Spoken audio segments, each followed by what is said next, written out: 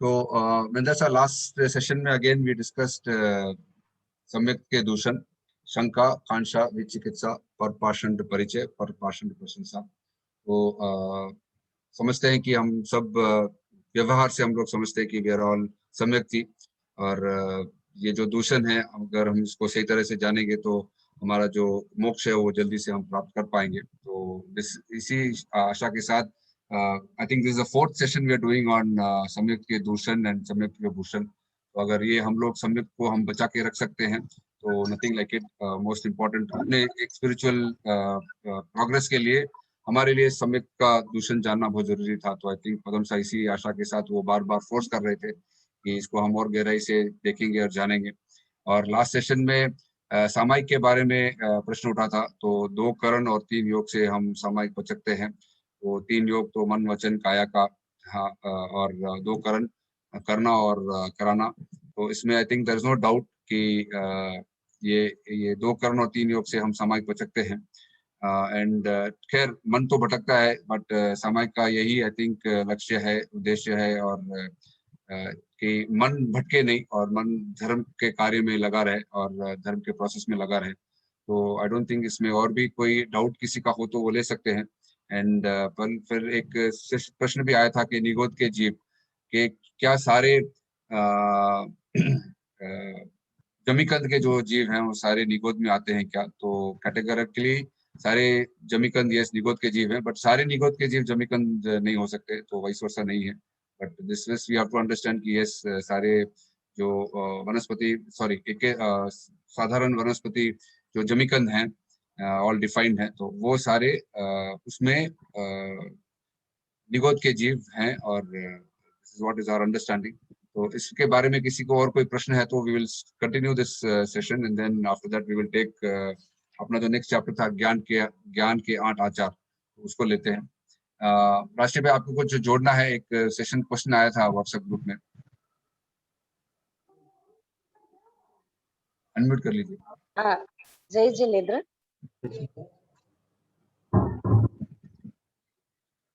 निगोद और हाँ दिनेश जी, क्या प्रश्न है?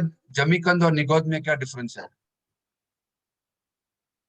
जमीकंद और निगोद सिंपल है कि साधारण जो वनस्पति का है, एक शरीर में जो अनंत जीव है वो सभी निगोद का कैटेगरी में आते हैं। जमीकंद तो निगोद है ही, उसके अलावा भी बहुत सारे सूक्ष्म साधारण वनस्पति का है, वो भी निगोद पे आते हैं।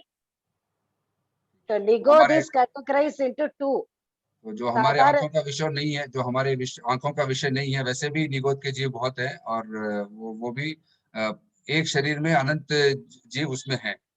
तो वो साधारण वनस्पति का ही है, और साधारण वनस्पति का ही सभी को निगोद कहा जाता है। पर उसमें कैटेगरीज किया हुआ है सूक्ष्म और बादर। जो हम जमीकंद जो हम खाने में यूज आ रहा है अभी, जैसे प्याज है, लहसुन है, पोटैटो है या गाजर है, वो सब बादर है। और सूक्ष्म और भी बादर है, ये बादर के कैटेगरी में आते हैं, जो हमारे काम में आते हैं। तो और सामायिक में जो हम पढ़ सकते हैं 2 करण और 3 योग, इसमें कोई उसमें और कोई there is no other understanding की नहीं है कि सिर्फ यही है कि 2 करण और 3 योग, मन वचन काया का योग और 2 करण। तो this we will conclude and will finalise it here. We were looking for this what is the meaning of सामायिक। कोई बोल रहे थे कि ये टाइम से रिलेटेड है, कोई बोल रहे थे कि ये समता का मीनिंग है, समता। तो that was the clarity needed actually, I think. पवन सा या दिनेश जी, shall I? हाँ भाई। ओके, देखो सामायिक एक एक शब्द के लाखों मीनिंग होते हैं। ऐसे कहा जाता है कि एक एक शब्द के, जैसे दम्भो मंगल मुक्तिटम के 8-8 करोड़ मीनिंग है, but we know only 1 or 2। वैसे ही सामायिक के अनेक मीनिंग है, लेकिन अभी जो हमारा प्रचलित मीनिंग में हम उसको डालकर उसको फॉलो करके यूज करते हैं, वो 2-3 मीनिंग में समा जाते हैं। वो मुख्य 2-3 मीनिंग है कि एक तो सम प्लस आई, यानी जहाँ समता का आई हो यानी प्रॉफिट हो, या जहाँ समता का विकास, हमको हाँ, तो वो है कि भाई मेरे अंदर भीतर समता आ जाए। This is the one of meaning. Second meaning is है सम प्लस आई, सम माने समानता। सभी आत्माओं को मेरी आत्मा के समान मैं समान समझूं। जो हम कहते हैं आत्म कर्तृत्व भाव, इसको दूसरे शब्दों में कहा जाता है जैन दर्शन में कि आत्म कर्तृत्व भाव, यानी आत्म कर्तृत्व का भाव कैसे आएगा? जैसी मेरी आत्मा वैसे सबकी आत्मा है। जैसे मुझे दुख दर्द फील होता है वैसे ही सबको दुख दर्द फील हो रहा है। जैसे मेरे भीतर ज्ञान दर्शन चारित्र, अनंत ज्ञान अनंत दर्शन अनंत चारित्र अनंत शक्ति मेरे भीतर भी है, वैसे ही सभी के अंदर अनंत ज्ञान अनंत दर्शन अनंत शक्ति उनके भीतर में है। कर्मों के आवरण के कारण हम कोई छोटा कोई बड़ा नाना रूप यहाँ पर विविधता है। तो यहाँ पर बहुत सारे मीनिंग है और एक है कि एक मीनिंग एक से ही जुड़ता नहीं है। द्रव्य क्षेत्र काल भाव, द्रव्य के हिसाब से सामायिक क्या है?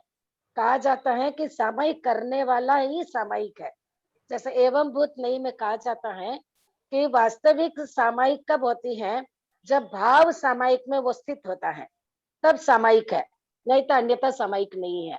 तो अनेकांतवाद की दृष्टि से नैगम नहीं, संग्रह नहीं, यानी मान लीजिए कि कोई सामायिक नहीं कर रहा है, सामायिक मीनिंग समझता है, सामायिक को वो जानता है, वो भी सामायिक आत्मा है। कि वो जानने वाला भी सामायिक आत्मा है। तो इस प्रकार ओके, इस प्रकार अनेक मीनिंग है।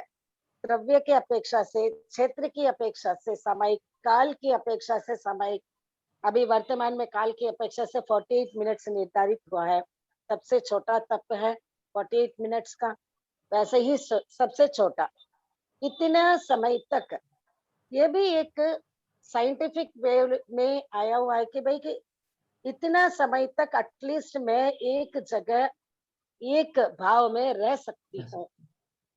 तो इस प्रकार सामायिक के बहुत सारे मीनिंग है। द्रव्य की दृष्टि से, क्षेत्र की दृष्टि से, काल की दृष्टि से, भाव की दृष्टि से, यानी सामायिक को जानने वाला भी सामायिक आत्मा है, सामायिक को करने वाला भी सामायिक आत्मा है। तो एवं भूत ने के नई के अनुसार तो सामायिक में जो सिद्ध है, जो समता की साधना में है, जैसे मैंने 48 मिनट पचक तो लिया लेकिन मेरा मन इधर नहीं है, फिर भी मैं सामायिक आत्मा नहीं हूँ एवं भूत नहीं के अनुसार। लेकिन व्यवहार दृष्टि के अनुसार, ऋजु सूत्र के अनुसार कह देते भाई वर्तमान में इसके सामायिक ली हुई है, ये सामायिक आत्मा है, यानी सामायिक में है। तो इस प्रकार भिन्न भिन्न अर्थ आते हैं। लेकिन सापेक्ष दृष्टि से जितना हम व्यवहार दृष्टि से जितने मीनिंग को हम समझ रहे हैं उसके अनुसार हम चलने का प्रयास करना। Okay, thank you. Last week और एक प्रश्न भी आया था कि जैसे साधु हैं तो अभय की साधना बोलते हैं, उनकी साधना जो है अभय की साधना है, लेकिन जब हम पौषध करते हैं तो हमारे लिए वो संवर की साधना है या वो भी अभय की साधना में ही आए? देखो, साधु की साधना वो भी अभय की साधना में संलग्न है, संपूर्ण रूप से अभय हुए नहीं है। अभय तो तब भी होंगे जब मौन कर्म का संपूर्ण रूप से उपसंभव हो जाएगा, यानी 11वें गुणस्थान में या 12वें गुणस्थान में संपूर्ण रूप से सही हो जाएगा। तब तक 90 गुणस्थान तक का अभय, 90 गुणस्थान के अंत में शायद महेंद्र शाह ने बताया भी था कि भाई क्रोध मान माया लोभ जो 9 कषाय है 90 गुणस्थान के प्रारंभ में है और अंतिम में एक सूक्ष्म लोभ बचता है तो 10वें गुणस्थान में आ जाते हैं। तो अभय की साधना के लिए तो श्रावक भी प्रवृत्त हैं और साधु भी प्रवृत्त हैं, यानी श्रावक का साधना भी अभय की साधना के लिए ही किया जाता है और साधु भी अभय की साधना के लिए ही किए जाते हैं। दोनों ही ऑन प्रोसेस में है। अभय तो तब बनेंगे जब 90 गुणस्थान का हम पार करेंगे, 10वें गुणस्थान तक पहुंचेंगे और स्थायी रूप में तब प्राप्त करेंगे जब 12वें गुणस्थान का मौन क्रम को संपूर्ण रूप से सही करेंगे। तो हाँ, हम जब उनकी साधना भी हम जब वही है। समय की बात करते हैं तो हम्म, सामयिक तो संवर संवर करके हम वो उसको व्यवहार में उसको ऐसे ही बोलते हैं, तो ये कहना बेटर होगा कि ये अभय की साधना करो, सामयिक भी अभय की साधना है वही करो, तो वैसा कहना बेटर है। समय से सिंपल है कि किस संदर्भ में आपको कहना बेटर है। देखो, सभी एक ही आंसर सभी में लागू नहीं होता है। देखो, जब सामयिक हम पढ़ सकते हैं तो 2 करण 3 1 से सावधयोग का त्याग करना, त्याग करना ये बोलना ही संवर है। हम रोक रहे हैं, यानी मैं जो 3 करण 3 योग से हिंसा कर रही थी, करा रही थी, अनुमोदन कर रही थी, खुली थी, मैंने ये सोचा कि भाई का एटलीस्ट 48 मिनट्स तक न मैं करती हूँ न मैं करवाती हूँ, इतना तो मैं त्याग करके बैठ जाऊं, संवर कर लूं, कर्मों को आकर आत्मा से जो चिपक रहे उतना मैं रोकूं। तो रोकने का नाम संवर है। संवर का मतलब है त्याग है, प्रत्याख्यान है, रोकना है, यानी स्टॉप करना कि आगे भविष्य में कोई कर्म आकर उसका मुझे न चिपके। करूं नहीं, कराऊं नहीं, मन से, वचन से, काया से। अब ये साधना है, ये है ना प्रवृत्तियात्मक पक्ष है। ये तो हो गया निवृत्तात्मक पक्ष, यानी निवृत्ति। सामायिक में जो पक्षखान किया है वो निवृत्ति पक्ष है, यानी निवृत्ति आत्मक धर्म है। अब यानी अभय की साधना के लिए आप क्या प्रयोग कर रहे हैं, वो क्या है? वो शुभ योग है, वो निर्जरा है। वहां पर गुप्ती की साधना भी हो सकती है और समिति की साधना भी हो सकती है। समिति का मतलब है सत्प्रवृत्ति, जिस प्रवृत्ति से मैं अभय की साधना में संलग्न बनूं। और गुप्ती वह है कि मन वचन काया को मैं गुप्त रखूं, यानी मुझे सत्य प्रवृत्ति भी नहीं करना है और बुरी प्रवृत्ति नहीं करना है, दोनों को मौन रखना। यानी जितना जितना हम मौन रहते हैं, जितना जितना कायिक क्रिया को स्टॉप करते हैं, ये गुप्त की साधना है। तो वास्तविकता में जो एक आंसर एक के लिए लागू नहीं होता है, सामायिक का विविध रूप है। उस भिन्न भिन्न अपेक्षा दृष्टिकोण से भिन्न भिन्न मीनिंग निकलता है, भिन्न भिन्न आंसर होते हैं, भिन्न भिन्न स्टेटमेंट होते हैं। तो वास्तविकता में सामायिक संवर इसलिए कहा जाता है कि फर्स्ट सामायिक में बैठने के लिए अपन क्या करते हैं? क्या करते हैं? संवर करते हैं, स्टॉप करते हैं, पहले त्याग प्रत्याख्यान करते हैं, इसीलिए सामायिक संवर है। अब सामायिक 48 मिनट्स पचक लिए अब क्या कर रहे हो? अब मन वचन काया की गुप्ती कर रहे हो, वो ध्यान में लग रहा है, यानी अपने मन वचन काया को गुप्त करने की चेष्टा कर रहा है, या कुछ सत प्रवृत्ति कर रहा है, स्वाध्याय कर रहा है या जप कर रहा है। मन है ना अशुभ प्रवृत्ति से शुभ प्रवृत्ति में लगा रहा है, तो वो प्रवृत्तियात्मक हो जाता है, तो वह निर्जरा धर्म है। जहां भी शुभ प्रवृत्ति होती है वह निर्जरा होती है, यानी पहले बंधे हुए कर्म सहज ही बाहर आ ही रहे थे, लेकिन आप और प्रयत्न पूर्वक ज्यादा कर्मों को बुलाकर बाहर निकाल रहे हैं। अगर आप कुछ भी करते भी नहीं थे, तब भी बंधे हुए कर्म की एक निश्चित अवधि है, निश्चित कालमान है, और निश्चित अवधि तक उसको आना ही है, वो अपना रस का फल देना ही है और उसको चले जाना ही है। लेकिन सलक्ष्य पूर्वक सामायिक में 48 मिनट में हमने जो प्रवृत्तियात्मक सत्य प्रवृत्ति में लगाया, उसमें निर्जरा हुई। निर्जरा जो कर्म आ रहे थे उसके साथ और कर्मों को जल्दी जल्दी बुलाकर हम उसको बाहर निकाल रहे हैं। ओके, विद दैट अगर किसी को कोई प्रश्न है तो प्रश्न पूछ सकते हैं। रशल भाई, वो निगोद के बारे में थोड़ा सा और एग्जैक्ट इसका मीनिंग हम क्या ले सकते हैं? क्या हम जैसे नॉर्मल भाषा में इसको बोल सकते हैं कि मिजरेबल थिंग या हेल्पलेस है वो एकदम? नो नो, ऐसे इसीलिए ना मैं अपेक्षा दृष्टिकोण लगाना बहुत जरूरी है। जैन दर्शन अनेकांतवाद के नींव पर टिकी हुई है। अगर अनेकांतवाद को निकालकर हम एक सेंटेंस में उसमें डिफाइन करेंगे कि यही है, ये भी मिथ्या दृष्टिकोण है।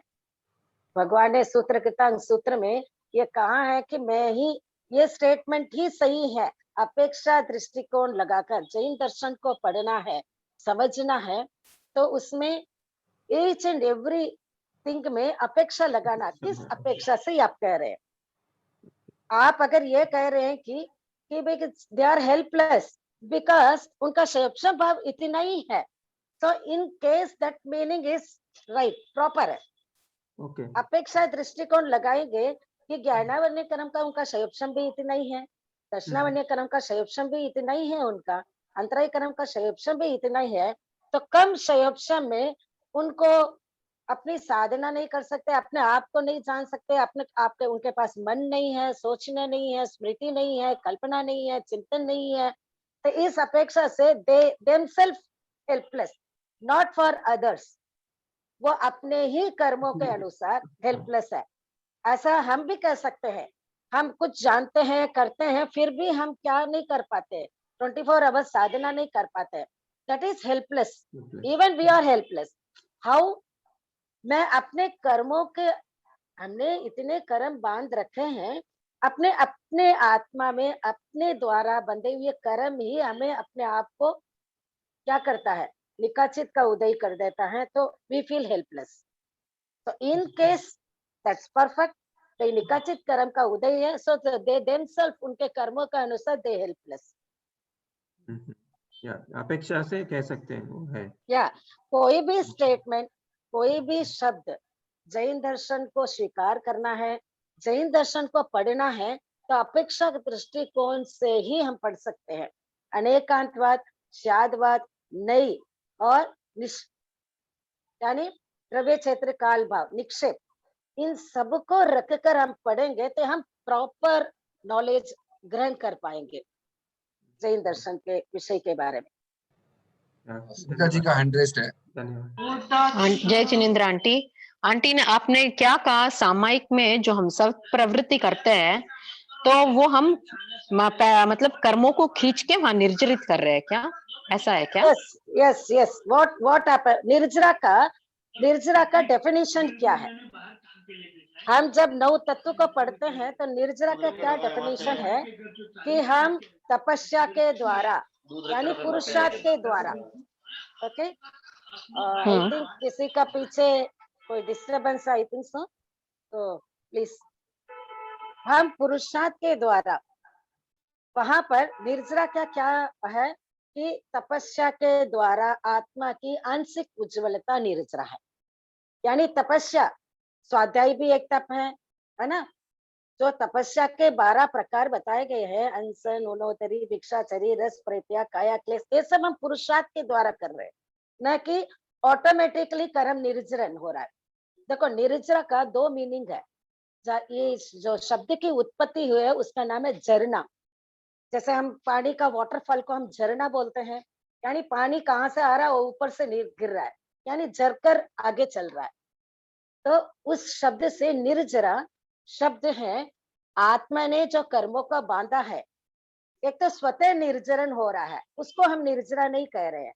इस बात का विशेष ध्यान रखें। कोई कर्म बंधा है और वो एक टाइम पीरियड है, प्रकृति बंद होती है, स्थिति बंद होती है, और प्रकृति बंद, स्थिति बंद, अनुभाग बंद और प्रदेश बंद होता है। लेकिन अपनी प्रकृति के अनुसार, अपनी स्थिति बंद के अनुसार स्वतः ही वो कर्म 9 बजे उदय में आना है। वो उदय में आकर हमको कुछ न कुछ फल देगा, अच्छा बुरा जैसे बांधे फल देगा और चला जाएगा। इस कॉमन प्रोसेस है। वो कोई भी ऐसा कर्म ऐसा नहीं है कि अभी मत आना या रोक रहे हैं, वैसा नहीं है। वो ऑन प्रोसेस है कि उनकी अपनी स्थिति खत्म हो जाती है तो स्वतः ही उदय आकर फल देकर चला जाएगा।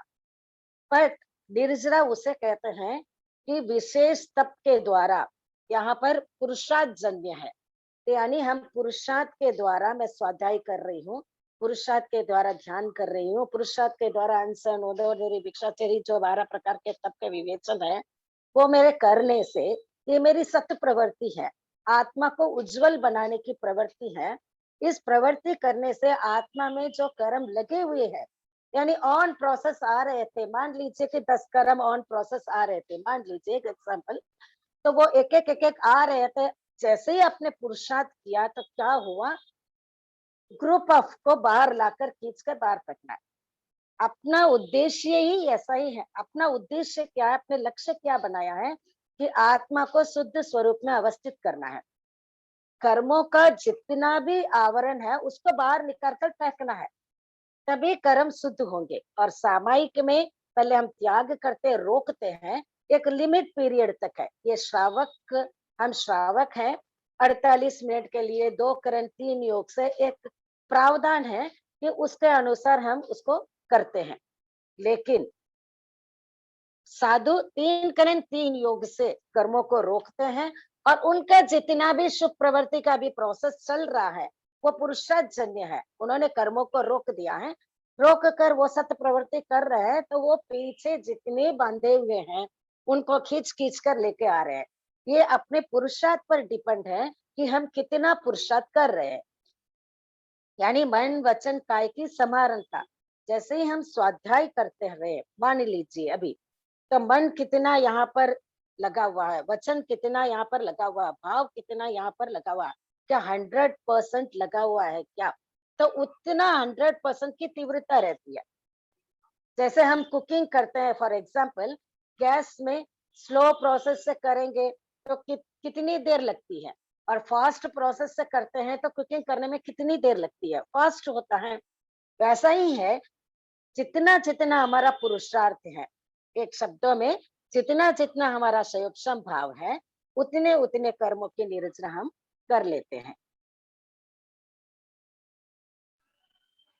आंटी, जो अपने आप आ रहे कर्म और उदय में और वो निर्जरित हो रहे हैं, तो फिर क्या वो निर्जरा की कैटेगरी में नहीं आते हैं क्या? उनसे नहीं, आवरण नहीं, नहीं हटता है क्या? आवरण हट रहा है, लेकिन निर्जरा उसे ही कहते हैं जो हम सत्पुरुषार्थ प्रदान, जी जी सहज जी। देखो, जो कहते हैं ना, असोच्छा केवली का उदाहरण आता है। असोच्छा केवली क्या करता है? न कभी धर्म को सुना है, न धर्म की क्रिया की है, न धर्म की सत्प्रवृत्ति की है। सहज ही वो कर्म का उदय में आता है, करता है, वो करता है, वैसे करते करते करते करते वो शुद्ध स्वरूप में आकर अवस्थित होकर मोक्ष चला जाता है। एक प्रयत्न पूर्वक जो करते हैं वो अपने कर्मों का करते हैं। ये दोनों कैटेगरी है। अगर पत्थर को गोल बनाना है तो सहज ही नदी नाले में ढुलते ढुलते करते करते ऊपर से पहाड़ से गिरते गिरते गिरते गिरते एक समय ऐसा आता है वो पत्थर गोल गोल हो जाता है।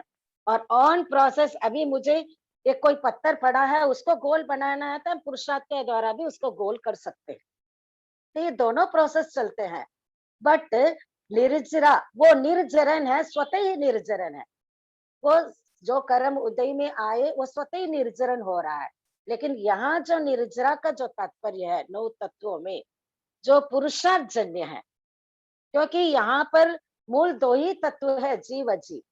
बस जीव अगर कुछ भी नहीं करे, कर्मों का बंधा हुआ है, वो सहज ही डुलते डुलते ऑटोमेटिक है। क्योंकि जो भी कर्म बंधे हुए है, कोई स्थायी रूप में कोई नहीं बंधा है। ज्यादा से ज्यादा 70 करोड़ सागर पंप है ना, इतनी लंबी स्थिति है, आंटी, उससे ज्यादा नहीं है। लेकिन वो सहज ही वो 70 करोड़ सागर पंप के वो स्थिति में आए, सहज ही होवे, फिर होता है तब भी वो निर्जित हो। लेकिन पुनः वापस कर्म बंध गया तो वापस घूमता रह सकता है। घूमता लेकिन है। ये हम कह नहीं सकते हैं कि वो कितना काल। लेकिन जहाँ पुरुषार्थ प्रधान निर्जरा होती है, ये पुरुषार्थ प्रधान निर्जरा प्रथम गुणस्थान में भी होती है, ऐसा नहीं है। इसीलिए कहा जाता है सकाम निर्जरा और अकाम निर्जरा, ये प्रथम गुणस्थान में भी होते हैं। ओके आंटी, उमरम, थैंक यू।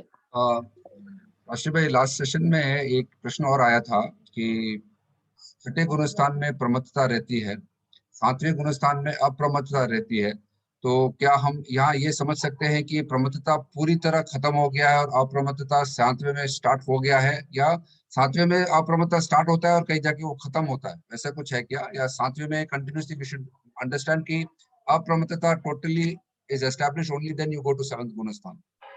ये सिंपल है कि इसको भी अपेक्षा दृष्टिकोण से समझे।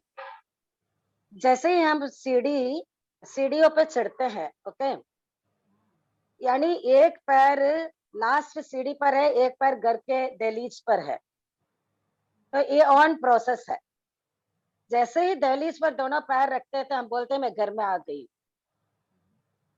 या लास्ट सीढ़ी पर है तब भी बोलते हैं बस घर पहुंच रही हूँ।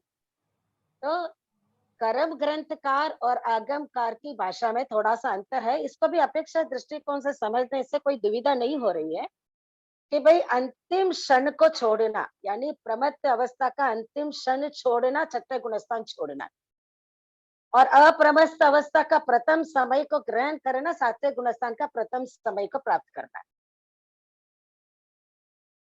तो ये तो इस प्रकार भी हम समझ सकते हैं कि अंतिम जो सीढ़ी है उसको उसके ऊपर पैर रखना प्रमत्तता है, उसको छोड़ना अप्रमत्तता है। सीढ़ी तो वही है, तो सीढ़ी नहीं का क्या पॉइंट क्या वही है। नहीं, अब पॉइंट ये भी आया था कि अप्रमत्तता 7वें में स्टार्ट होता है और 9वें में जाके खत्म होता है, ऐसा कुछ है क्या? नहीं नहीं नहीं नहीं, अप्रमत्तता 7वें गुणस्थान में वो अप्रमत्त ही रहता है, वो कंटिन्यूस उसके स्वभाव में रहता है। अप्रमत्तता का स्वभाव 7वें 8वें 9वें 10वें आगे तक चलता रहता है। इसका मतलब 7वें में आ गया मतलब प्रमत्तता खत्म, वो वहां पे प्रमाद अप्रमत्तता खत्म, स्टार्ट एंड अप्रमत्तता संपूर्ण है। संपूर्ण। संपूर्ण, ओके। लेकिन हम लोग ये क्वेश्चन रहे थे कि आंट अभय अभय भय कब तक रहता है, वो शायद वो इश्यू था वो हमारा। 9वें गुण स्थान तक। हाँ, तो वो इसमें अरत वंदना में वो एक वर्ड आता है ना कि जब तक प्रमत है, भय है, अप्रमत हो गया, भय चला गया, तो उसके बारे में बता रहे थे पदम जी की वो कैसे, मतलब फिर नवे सिंपल तक है। भय, हाँ हाँ, नवे यस तक यस, भय कैसे रहेगा फिर? भय छठे में खत्म हो गया क्या? जी सिंपल है, इसका भी अपेक्षा दृष्टिकोण से समझे। देखो स्थूल रूप में जो भय है ना, इवन मैं इससे डर रही हूँ, मैं उससे डर रही हूँ, उससे डर रही हूँ, ओके। इसीलिए भगवान ने कहा कि जो मिथ्यात आश्रय है और अव्रत आश्रय है, ये त्याग प्रत्याख्यान से होता है, तब तक वो छठा गुणस्थान है। 7वां गुणस्थान है अप्रमत्त अवस्था, इसमें त्याग नहीं होता, रुकता है, प्रमाद रुक जाता है, हम त्याग नहीं करते हैं। जैसे जैसे आत्मा की उज्ज्वलता होती है, वह प्रमाद को रोक रहा है, प्रमाद खत्म हो रहे हैं और अप्रमत्त अवस्था में आ रहे हैं। वैसे ही 9वें गुणस्थान में आते हैं तो शुरुआत में तो भय रहता है, अंतिम में भय खत्म हो जाता है। इसका तात्पर्य यह नहीं कि वो भय खा रहा है। स्थूल रूप में तो हम जान सकते हैं कि मैं भय खा रही हूँ, लेकिन जो सूक्ष्म भय जो का अंश रहता है ना, वो खत्म होता है। बाकी तो स्थूल रूप में तो साधना छठे गुणस्थान से प्रारंभ हो रही है, 5वें गुणस्थान से ही प्रारंभ हो रही है। तो हम यहाँ जो अभय की साधना कर रहे हैं, पहले स्थूल रूप को रोक रहे हैं, सूक्ष्म अंश तो बाद में 9वें में खत्म होगा। फूल को खत्म करते करते करते करते आगे पहुंच रहे, तो ऐसा नहीं है। क्या हम ये समझ सकते हैं कि जब 7वें में अप्रमत्त अवस्था में आते हैं तो स्थूल पूरा भय चला गया है, सिर्फ सूक्ष्म रह जाता है? देखो ये तो है ना, हम कहने में समर्थ नहीं है, क्योंकि ये तो केवल ज्ञानी ही कह सकते हैं कि साक्षात कितने को कितना खत्म हुआ, कितने को रह गया। हाँ तो लेकिन कह भय का जो अंश है, भय का अंश 9वें गुणस्थान के स्टार्टिंग तक रहता है और 9वें गुणस्थान के एंड तक वो खत्म होता है। वो मात्रा कितनी है वो अपने अपने कर्मों के अनुसार है। तो ऐसा मोटा कहा जाता है, जो महेंद्र शाह ने भी एक बार, मैंने पर्सनली फोन करके उनको कुछ प्रश्न पूछे थे, तो उन्होंने मुझे बताया भी था कि मरुदेवी माता जब हाथी के ओहदे पर बैठे हुए थे तो वो प्रथम गुणस्थान वर्ती थे, ओके। और वो उनको केवल ज्ञान होने के लिए, है ना, ज्यादा समय नहीं लगा, विद इन 5-6 मिनट्स। यानी आपको 8वें गुणस्थान के श्रेणी आरोहण होता है, तो श्रेणी का आरोहण हो जाता है तो वो बहुत स्पीड है, जैसे रॉकेट की स्पीड है, वहां से तो स्पीड बहुत पकड़ती है। तो इतना स्पीड में अनंत अनंत जितने बाकी है उन कर्मों को तोड़ते तोड़ते आत्मा का शुद्ध स्वरूप में रहते रहते 13वें गुणस्थान में पहुंचने में समय नहीं लगता है। इसीलिए कहा जाता है कि अंतर मुहूर्त, जब भी हम पढ़ते हैं तो 7वें गुणस्थान को भी अंतर्मुहूर्त बोलते हैं, 8वें गुणस्थान को भी अंतर्मुहूर्त, 9वें गुणस्थान को अंतर्मुहूर्त, 10वें गुणस्थान को अंतर्मुहूर्त, 11वें गुणस्थान को भी अंतर्मुहूर्त। लेकिन इस बात का विशेष ध्यान रखना है कि उपसम सम्यक की स्थिति भी अंतर्मुहूर्त है, और उपसम सम्यक की स्थिति वाला जीव अगर उपशम श्रेणी ले रहा है, वो 11वें में पहुंच भी रहा है और 11 से नीचे गिर रहा है, सब मिलाकर भी अंतर्मुहूर्त है। क्योंकि उपसम सम्यक की स्थिति ही अंतर्मुहूर्त है, एक अंतर्मुहूर्त है। उस अंतर्मुहूर्त में कोई 5 समय का अंतर्मुहूर्त लेता है, कोई 10 समय का अंतर्मुहूर्त लेता है, कोई 1 मिनट का अंतर्मुहूर्त लेता है, कोई 2 मिनट का अंतर्मुहूर्त लेता है, कोई 5 मिनट का अंतर्मुहूर्त लेता है। इतने में वो स्पीड में पकड़ के नीचे भी गिर रहा है, तो हम अनुमान लगा सकते हैं कि उसकी स्पीड कितनी होनी चाहिए। और छठे से 7वें गुण स्थान भी जाता है तो अंतर मुहूर्त में वापस गिर भी जाता है, जैसे अभी चौथे आरे में 5वें आरे में जब हम बात करते हैं तो। 7वें गुणस्थान का कालमान भी अंतर्मुहूर्त है, उत्कृष्ट 48 मिनट में एक समय कम, इसको उत्कृष्ट बताते हैं। तो उस उत्कृष्ट में वो सातवें उतना देर तक तो सातवें गुणस्थान में रह सकता है। अगर गिर रहा है तो 1-2 समय के लिए गिर सकता है। एक शॉर्ट अंतर्मुहूर्त है, 2 समय का सघन अंतर्मुहूर्त के लिए गिर सकता है। पुनः उसको अप्रमत्त अवस्था में रहना तो वो वापस वो अंतर्मुहूर्त में रह सकता है। ये जब परियार विशुद्धि चारित्र वाले होते हैं, जो परियार नाम की तपस्या करते हैं, वो ऑलमोस्ट वो 7th गुणस्थान में रहते हैं, अंतर्मुहूर्त में रहते हैं, 7वें में, वो छठे में थोड़े काल के लिए आते हैं, वापस 7वें में रहते हैं। तो 7वें के समय की स्थिति उनकी ज्यादा रहती है परियार विशुद्धि चरित्र में। लगभग बिगर अंडरस्टैंडिंग इज 7वें में अप्रमत्तता कंप्लीट होता है, भय थोड़ा सूक्ष्म रूप में रह सकता है, लेकिन वो सूक्ष्म इतना रूप में प्रमाद नहीं बिल्कुल। भय भाई भय देखो, भाई तो देखो, हास्य, रति, अरति, भय, शोक, जुगुप्सा, स्त्री वेद, पुरुष वेद, नपुंसक वेद, ये तो 9वीं खत्म ही 9वें गुणस्थान में हो रहे हैं, है ना। 9वें गुणस्थान में स्टार्टिंग में तो वेद के साथ रहता है और अंतिम में वेद भी नहीं खत्म हो जाता है। बट पूरा कालमानी अंतर्मुहूर्त है, तो फिर हम इस पे ज्यादा इसको फोर्स ना करें, बट जस्ट अंडरस्टैंड कि अप्रमत्त साधना विल आल्सो लीड टू अभय की साधना। अप्रमत्त साधना देखो, अपेक्षा दृष्टिकोण से ये समझना है कि भय किसका रहता है। सिंपल है, व्हाट इज मेंट बाय अभय की साधना। हम कर्मों से भय खा रहे हैं, सिंपल है। मैंने जो कर्म बांधे वो उदय में आएंगे। भय किसका है? अपने आप से भय है कि मैंने इतने पाप कर्म बांध दिए, मेरे में इतने विकार है, मेरे में इतने वो सब कुछ है, तो हम उसका भय खा रहे हैं, न कि दूसरों से भय खा रहे हैं, न शेर से खा रहे हैं, न कुछ से खा रहे हैं। अगर मैंने ऐसे कर्म बांध दिया है, शेर मुझे खाना है तो खा लेगा, और नहीं खाना है तो वो सामने से होकर गुजर जाएगा, वो नहीं खाएगा। तो हम भय किसका खा रहे हैं? जब तक कर्म है, ये मौन कर्म राजा है, हम भय खा रहे हैं, क्योंकि मैंने मौन कर्म से इतने पाप कर्म का बंधन बांध लिया है, हम भय उससे खा रहे हैं। और जब तक ये, अब उसको हम घटाने का कोशिश कर रहे हैं, वो 5वें गुणस्थान से ही चालू हो गया हमारा कि मैं अपने कर्मों को तोड़ूं, अपने कर्मों को रोकूं। कि रोकने का काम 5वें गुणस्थान से चालू हो रहा है। कर्मों को रोकना ही एक अभय की साधना है। आत्मा भिन्न, शरीर भिन्न की स्थिति के वास्तविक स्वरूप को जानना ही अभय की साधना है। जो संवर निर्जरा कर रहे हैं, इसका मूल क्या है? सब अभय की साधना है। तो एक अपेक्षा दृष्टिकोण से है। तो ऐसा न हो कि भाई ये अभय की साधना ही है क्या? क्या विकार का खत्म होने के लिए नहीं कर रहे हैं? मौन कर्म को खत्म होने के लिए नहीं कर रहे हैं? क्या ज्ञानावर्ण कर्म को खत्म होने के लिए नहीं कर रहे हैं? ये अपेक्षा दृष्टिकोण से ये कथन है कि साधना का मूल रहस्य या मूल बिंदु अभय से शुरू होता है, अभय का एंड करते हैं। और अभय भय किससे? कर्मों से है। मैंने जो अपने स्वस्वभाव में, स्वस्वभाव है हमारा आत्मा का स्वस्वभाव, उसको हमने विस्मृत कर, उसकी स्मृति को भुलाकर, उसके ऊपर इतने आवरण डालकर, उसका लीपा पोती कर कर, रंग बिरंगी कर कर, उसको ही अच्छा मान रहे हैं। ये सबसे बड़ी भय है हमारा भीतर। उसको खत्म करने की साधना वहीं से शुरू हो रही है। और एंड जब मौन कर्म का संपूर्ण सही हो जाता है, वो ये शाश्वत एंड हो जाता है।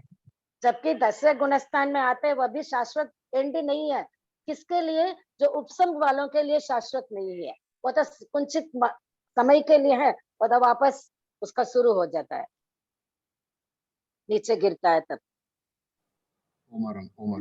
राष्ट्र जी, मैं कुछ सवाल इसके ऊपर, भय के ऊपर।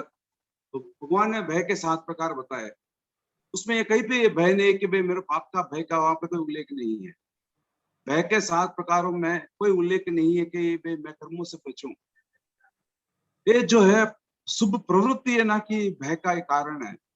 भय जो बताया भगवान ने 7 प्रकार के बताए, ये 7 प्रकार में कोई एक भय, चाहे ये लोग हो चाहे परलोक हो, कुछ भी हो, यही हो सकते हैं। ये नहीं कि भाई मैं कर्मों से बचूं। कर्म को बचना तो हर जीव का लक्ष्य, मतलब जो भी सम्यक्ति होगा उसका लक्ष्य यही होगा कि मैं कर्म से बचूं। तो जहां तक है, आप इसको वापस क्लैरिफाई, मैं समझने में शायद मेरे को कुछ गलती हो गया हो।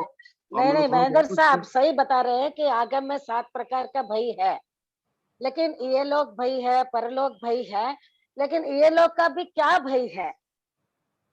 अगर हम गहराई से हम जाते थे, ये लोग का क्या भय देखिए, है? आप ये बताओ, भय का एक हाँ, उद्देश्य, भय एक हाँ। नौ कथन का है, एक पाप प्रकृति है, और मैं कर्मों से मुझे पाप प्रकृति तो हो नहीं सकती है।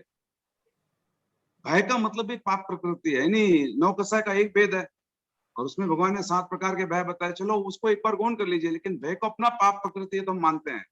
और मैं यस, पाप से बचूं, ये शुभ प्रवृत्ति हो सकती है, लेकिन भय की प्रवृत्ति नहीं हो सकती है, क्योंकि भय प्रवृत्ति, और मैं पाप से बचूं, ये मेरे शुभ योग यानी पुण्य की प्रकृति हो सकती है, पाप की प्रकृति नहीं हो सकती है। तो सही, इसके ऊपर मैं थोड़ा सा क्लैरिफिकेशन चाहूंगा, मैं तो थोड़ा सा सही, समझे सही, हो गया सही। तो इसके लिए मैं आपको बोला। नहीं, महेंद्र साहब बराबर बता रहे हैं कि 7 प्रकार का भय है, जो आगम में बताए गए, भाई ये लोग भय है, परलोक भय है। लेकिन आप सही बता रहे हैं कि भाई भय तो पाप की प्रकृति है, उसको भी छोड़ना है। भय को तो छोड़ना ही है, अभय की साधना उसी के लिए है, यानी पाप कर्म को छोड़ना है, मोहनीय कर्म को छोड़ना है। लेकिन हमको ये लोक भय है, परलोक भय है, जो 7 प्रकार का भय जो आगम में विवेचन है, ये क्यों हुआ है? मेरा उसका मूल बात में यह है कि भाई हमने ऐसे कर्म बांधे हैं, तो मैं ऐसा कर्म बांधू ही नहीं। तो यही तो साधना है कि हम उसका संपर्क कर रहे ये हैं तो और प्रवृत्ति हो गई ना, ये तो मेरे निर्जरा शुभ कर रहे हैं। प्रवृत्ति हो गई, निरुद्ध प्रवृत्ति को शुभ प्रवृत्ति, इससे भय से कोई संबंध नहीं रहा। और बात आई थी अप्रमत्तता की, कि 7वें गुण स्थान में संपूर्ण अप्रमत्तता हो सकती है।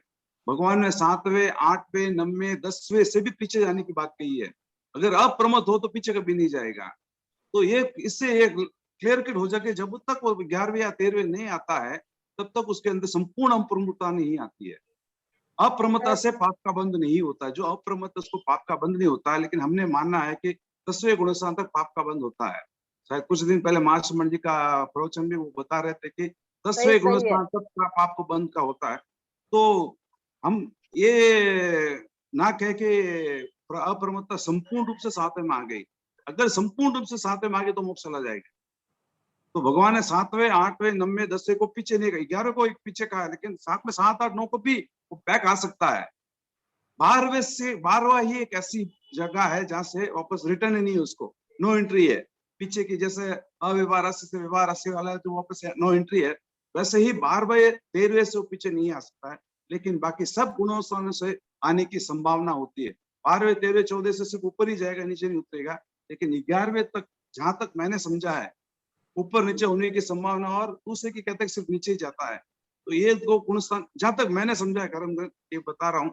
तो अप्रमत्तता एक ऐसी चीज होती है, अपने आप में वो इतना अप्रमत्त हो जाता है कि कर्म को तोड़ू, लेकिन ये नहीं कि उसके अंदर संपूर्ण अप्रमत्तता आ जाती है। अगर संपूर्ण अप्रमत्तता आ जाती तो कभी भी पीछे नहीं आएगा। भगवान भगवान कहते थे कि 12.5 साल में प्राय अप्रमत्तता में रहे, फिर भी उनको 12.5 साल लगे ऊपर पहुंचने में। नहीं, जितने ये तो ऐसी सिंपल है कि भाई कि महेंद्र सर जो बता रहे हैं वो एकदम सही फरमा रहे हैं कि जितना जितना हमारा संयोजन जन्य भाव है, उसमें उदय जन्य भाव भी है। तो जितना जितना संयोजन है वो अप्रमत्त की अवस्था है।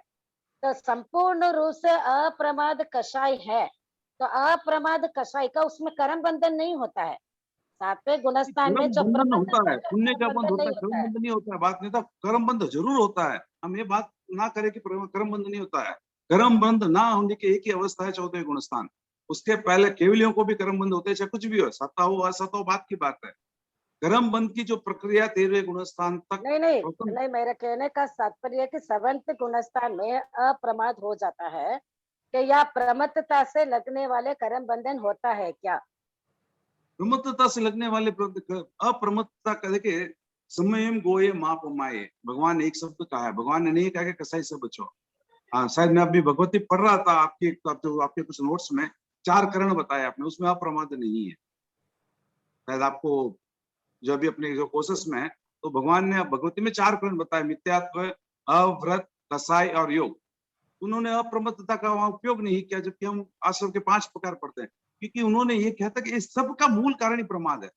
चाहे कसाय का भी मूल कारण प्रमाद है, योग का भी मूल कारण प्रमाद है। अगर योग ना हो, अगर वो प्रमाद लेकिन नहीं, तो योग नहीं करेगा। महेंद्र साहब, अगर 7वें में अप्रमत्तता आ जाती है और कर्म इतने चिपके हुए हैं, तो फिर वो 13वें गुणस्थान तक कैसे जाएगा? जो कर्म है उसको तो भोगना ही पड़ेगा, तो इसलिए तो उसको शायद इसीलिए जो 7 बंधे हुए इसके लिए कर्म तो है 8वें, उसको प्रिवेंट 9वें, करता है। तो सातवें संदेह से में- सीधा 13वां इसके लिए नहीं कहा गया, इसके लिए बोला कि 8वें में कर्म तोड़ो, हाँ 9वें में करेक्ट, तो तोड़ो, 10वें में उनके तोड़ो, 12वें में तोड़ो। हाँ तो तो उनका कर्म अप्रमत्ता वो इतना जागरूक रहता है, अप्रमत्ता का मतलब समझिए इतना जागरूक रहता है कि कर्म बंधन के वो जितने भी कारण हो, इतना संभव वो प्रयास करता है वो ना आए। जैसे ही मोह कर्म का उदय हुआ, वो उसका उपशम करता है या क्षयोपशम करता है। जैसे ज्ञानावरणीय कर्म, दर्शनावरणीय कर्म, अप्रमत्ता का मतलब है ज्ञानावरणीय दर्शन, यानी जो भी कर्म का उदय हो गया, जो कर्म बांधा उसको उदय आने की संभावना रहती रहती, उसको फल नहीं, प्रथम समय तो वो फल दे देगा, लेकिन अगला समय वो फल ना दे। अप्रमत्ता इतना जागरूक होता है कि प्रथम समय का जो फल आ गया, अगले समय से उदय से उदीरना चालू कर लेता है, ताकि इसके नए कर्म का बंधन हो। लेकिन वो प्रथम समय उसको उदय में रहता है, सेकंड समय उसका उदय में उसकी पुरुषार्थ से हो सकता है कि नहीं हो, उदीरना कर ले। अगर वो उदीरना नहीं करता तो नीचे उतर जाता है।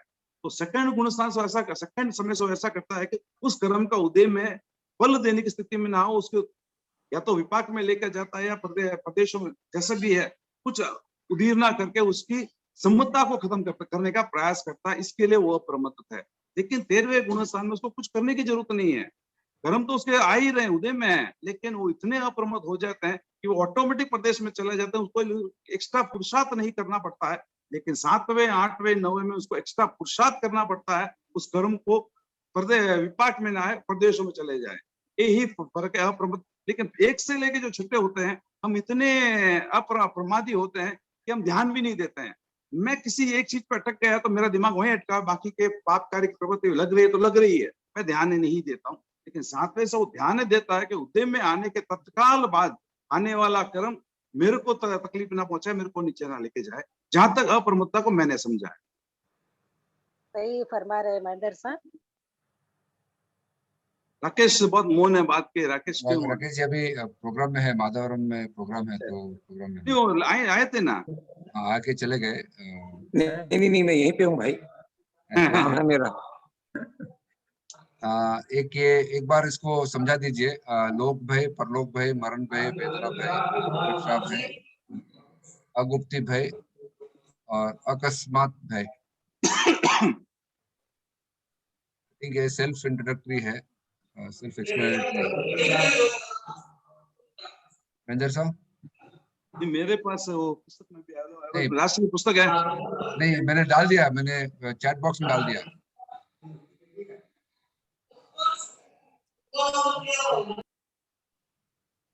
ये लोक भय, राष्ट्रीय फरमा एक एक मैं सुन रही हूँ, जेठे जरूरत रही मैं भी प्रयास करूं। आज सुनो ना मूड में ज्यादा हूँ। नहीं, आज अच्छा। राजश्री भाई आज 12 बजे तक ही जय नमस्ते। ठीक है भैया, वो एक्सप्लेन करना है बच्चे। ओके ओके, जी जी, महेंद्र साहब भी अच्छी तरह से जानते हैं। तो सिंपल डेफिनेशन है, जो गहराई से पढ़ना है तो हमको आगम सूत्र में देखकर ही पढ़कर ही पूरा बता सकते हैं। बस सिंपल है कि ये लोक में जो हम जी रहे हैं उसका भय है, परलोक में जो है वो परलोक का भय है।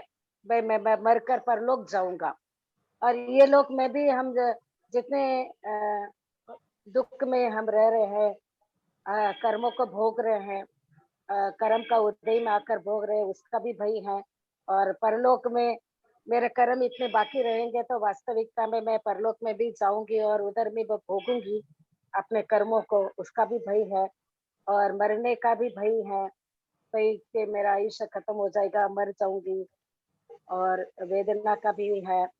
और अनिरक्षा यानी असुरक्षा का, अनिरक्षा, ये दोनों क्या शब्द हैं? आई थिंक असुरक्षा यानी कर्मों के उदय से जो हमारे असुरक्षा का भी भय है, अगुप्ति का भय है। जो मन वचन काया को मैं गुप्त नहीं कर सकती हूँ, उसका भी हमारा वो डर है। और अकस्मात भय है, और अकस्मात कर्म का उदय होकर हमारा निकाचित कर्म का हमारा भोगना होता है, वो सब भय है ही है। हम इनके साथ एनी टाइम भय को फील करते हैं। और डे टू डे लाइफ में हम देखते हैं तो ईच एंड एवरी सेकंड हम भय खाते हैं ना, गिर नहीं जाऊं, पड़ नहीं जाऊं, जल नहीं जावे, वो नहीं कर जावे, वो नहीं कर जाए, यानी और सम्यक सम्यक और मिथ्यात्व में इतना फर्क है कि जो महेंद्र सर ने एक बार बताया भी था कि भाई सम्यक जो आता है उसको देखता है, समझता है और अपने आप से भिन्न समझता है। जैसे कोई आ रहा है या कोई अकस्मात कोई डर लग रहा है, मान लीजिए, या अकस्मात कोई कर्म आ रहे हैं या कुछ हो रहा है, तो ये अपने कर्म में ऐसे बांधे हैं तो ऐसे उदय में आएगा। तो वो फेस करता है, वो अपने ऊपर वेदना आने पर भी उस वेदना को वो भोगता नहीं है, और मिथ्या दृष्टि जी उस वेदना को भोगता है, उस भय को भोगता है।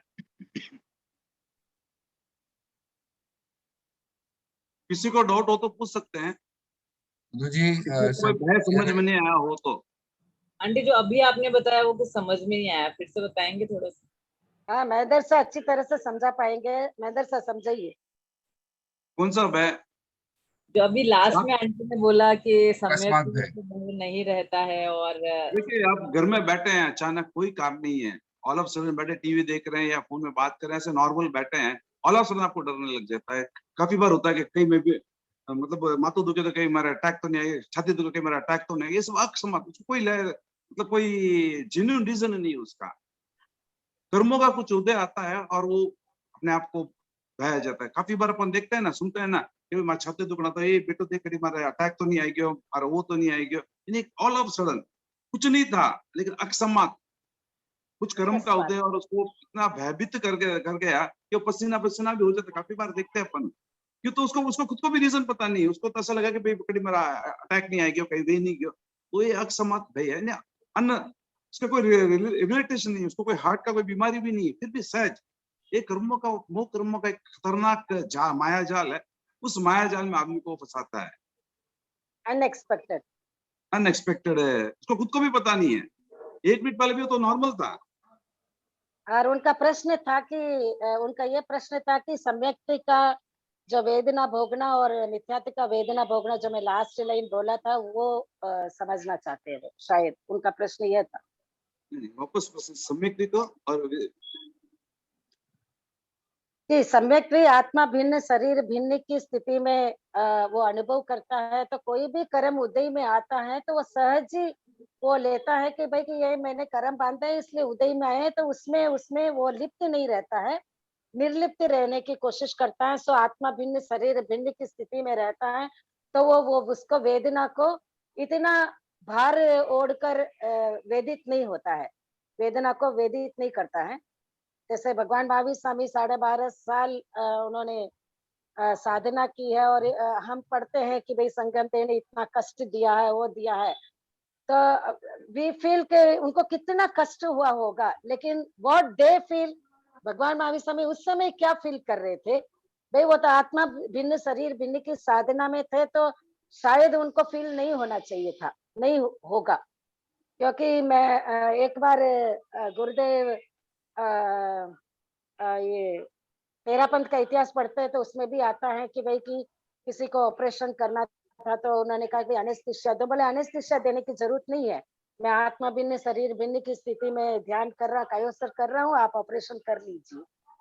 तो छोगा जी का किसी ने उदाहरण सुना हो तो पता हो, कालू गणी की माता जी थे, उसको कभी भी पूछते थे, इतने बीमार थे वो अंतिम समय में, उसको कोई पूछते थे कि कैसे कि मैं एकदम मस्त हूँ, तो बीमारी तो शरीर को, मेरे को थोड़ी है, मैं तो एकदम मस्त हूँ, आनंद में हूँ। इतनी एक्सट्रीम बीमार थे वो, और एज भी उनके 90 क्रॉस हो चुकी थी। और सबसे बड़ा कष्ट उन्होंने अपनी जिंदगी में देखा कि अपने पुत्र को, एक का एक पुत्र, पति तो चले गए थे बचपन में ही, और इकलौता पुत्र और कोई सहारा नहीं था, वो भी उनके सामने ही स्वर्गलोक पधार गए थे। तब भी उनको कोई पूछता तो भाई वो तो जितो हमारे साथ सहयोग तो रह गया, अब जिसको वो चला गया, मतलब वो इतने निर्लिप्त थे। और इसकी जब भी वेदना होती तो वो एक ही कहते कि वेदना तो शरीर को, मेरे को नहीं है, मैं तो स्वस्थ हूँ, मस्त हूँ, प्रसन्न हूँ। वैसे हाँ, महाप्रज्ञ दिनेश जी हमेशा फरमाते हैं ना कि स्थिति मतलब अगेंस्ट स्थिति आई है वो अलग है, दुख अलग है, आप दुख को उसमें मिला रहे हो, मतलब स्थिति तो स्थिति है। ध्यान का मतलब यही होता है कि जब भी मेरे को वेदना आती है और मैं इसके साथ लिप्त हो जाता हूँ, उसको कहते हैं अर्थ ध्यान। जब भी मेरे को टीवी देखते हैं, जब भी कोई हिंसात्मक प्रवृत्ति देखते हैं और हम उसके अंदर लिप्त हो जाते हैं, वो है रौद्र ध्यान। जब भी मैं प्रवचन सुनता हूँ और मैं अपने आप को सोचता हूँ, या मैं जब भी मसान जाता हूँ तो यार जिंदगी नस्वर है, कुछ दिनों में जाने वाली है, मैं क्यों साधु करूं, वो धर्म ध्यान है। और सब चीज में अपना आप में मेरे को मतलब शरीर से कोई मोह नहीं, किसी चीज से कोई मैं अलग हूँ, शरीर अलग, जब भी मैं सोचने लगता हूँ तब है वो शुक्ल ध्यान। तो ये ध्यान अपन रोज घटित होते हैं। आप अपने आप को निरीक्षण करते रहे कि आप कौन कौन से ध्यान में हैं। जय जिनेंद्र अंकल। ओम ओम अंकल रम हमारा ओम शरीर ही ऐसा है अंकल। सुनीता हाँ जी, ओके एक okay okay okay okay one second Dinesh ji, हाँ। बोलने में, कहने में, बताने में जो कोई अतिचार दोष लगा हो तो तत्समिच्छामि दुक्कडम। तो थैंक्स सारा बच रहे, करेक्ट। कृतज्ञोस्मि आंटी। कृतज्ञोस्मि, ओम रम कृतज्ञोस्मि, हम आपका आभारी हैं। कृतज्ञोस्मि आंटी, हम सब आपके आभारी है। कृतज्ञोस्मि, हम ओम सब रम। आपके आभारी ये है। ये Carry मेरा on. मेरा सौभाग्य कि मैं क्लास उनका पीछे हूँ। नहीं, महेंद्र साहब बहुत अच्छा समझा रहे हैं, समझाते हैं। और आप सभी लोग बहुत अच्छा समझाते हैं, इतना मेरा मेरा तो क्लास में यही एक विनम्र निवेदन है कि जैन दर्शन को अपेक्षा दृष्टिकोण से समझने की कोशिश करें और ही न लगाए, भी लगाकर समझे, ताकि हमको कोई दोष न लगे। बाकी तो देखो, जब तक केवल ज्ञान नहीं होगा तब तक हमको ज्ञान करना ही है और समझना ही है, अपनी आत्मा को समझना ही है। तो thanks for the class and thanks for the ज्ञान। और महेंद्र साहब के प्रति भी कृतज्ञता और सभी के प्रति कृतज्ञता ज्ञापित करती मोक्ष हूँ। जाने के लिए भी मत लगाए, वापस कृतज्ञोस्मि, ही लगे, जाना ही है। हाँ, ही जरूर लगाइए। आंटी हम सब आपके आभारी हैं। अनेक ओम अनेक रम आभार भाई। आंटी। थैंक यू सो ओम मच। रम, I will leave. Thanks. Thank you. ओम रम ओम रम। सुनीता जी, आपका प्रश्न था, प्रश्न पूछ लीजिए। हाँ जय जिनेंद्र अंकल। अंकल हमारे शरीर नहीं रहता है, मतलब इतना संहनन इतना स्ट्रांग नहीं रहता है, तो कोई वेदना आती है तो कभी कभी सहन ही नहीं कर पाते हैं, तो फिर हम मिथ्यात्वी हो जाते हैं क्या उसमें? मिथ्यात्व तो नहीं होता, शरीर की वेदना तो होती है, कर्म मानते हैं उसकी वेदना तो होने की संभावना हरदम होती है, क्योंकि हम मान रहे हैं, इसमें मिथ्यात्व की बात नहीं है। अपने आप को इतना दृढ़ करे कि अर्थ ध्यान में ना जाए, तो इतनी बात मैं कह रहा हूँ, अर्थ ध्यान में ना जाए। अर्थ ध्यान और रौद्र ध्यान पाप कर्म का एक बोला ना कि खजाना है। सबसे ज्यादा पाप कर्म अगर कहीं बंधे तो अर्थ ध्यान संसारी जीवों के, और एक्सट्रीम रौद्र ध्यान तो हम बहुत कम में जाते हैं, लेकिन अर्थ ध्यान में हम बहुत रेगुलर चले जाते हैं। तो ये सबसे बड़ा जो रीजन होता है अपने कर्म बंध का, वो है अर्थ ध्यान। बीमारी एक शरीर है, स्वाभाविक प्रकृति भी मान सकते हैं, क्योंकि हमने कर्म बांधे हैं। जब तक शरीर है, वेदना है, बीमारी है, तो आप उसमें प्रयास करें और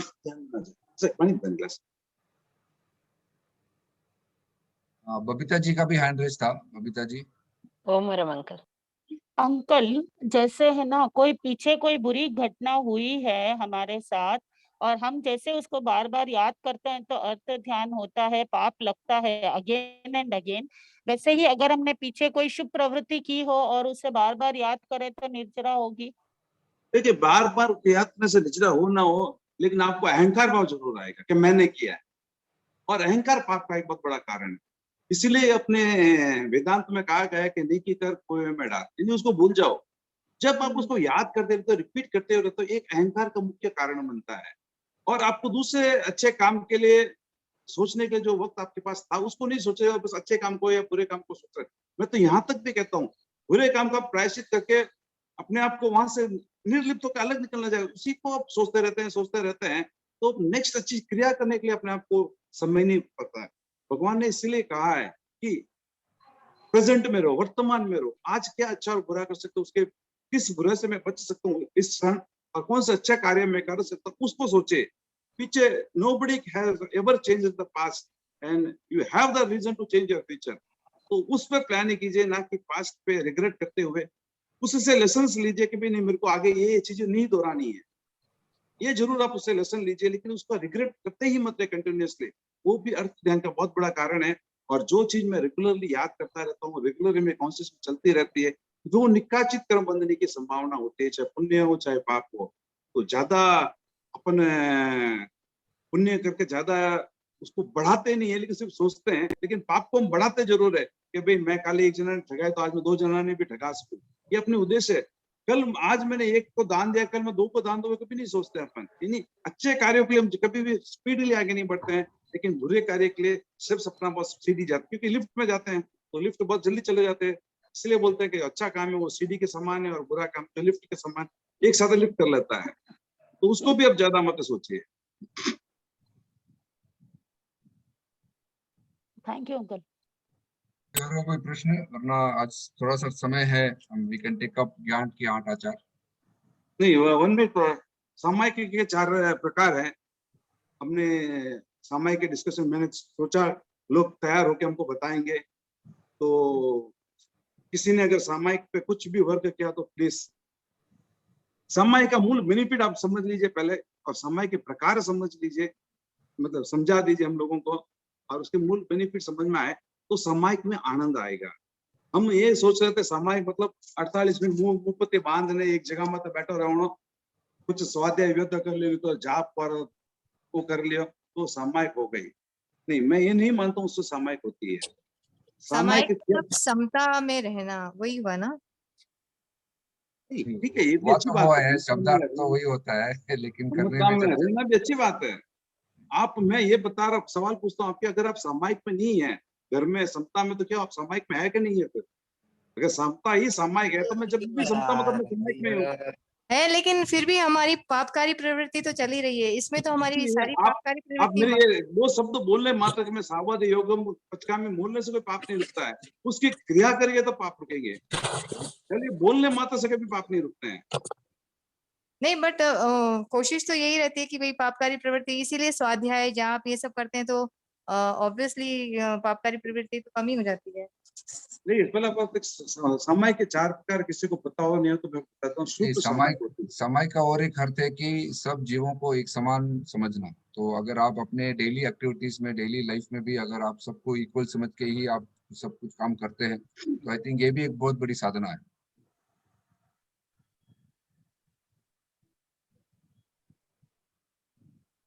ये सामायिक के 4 प्रकार बताए गए हैं: शुद्ध सामायिक, दर्शन सामायिक, श्रावक की सामायिक और साधु के सामायिक।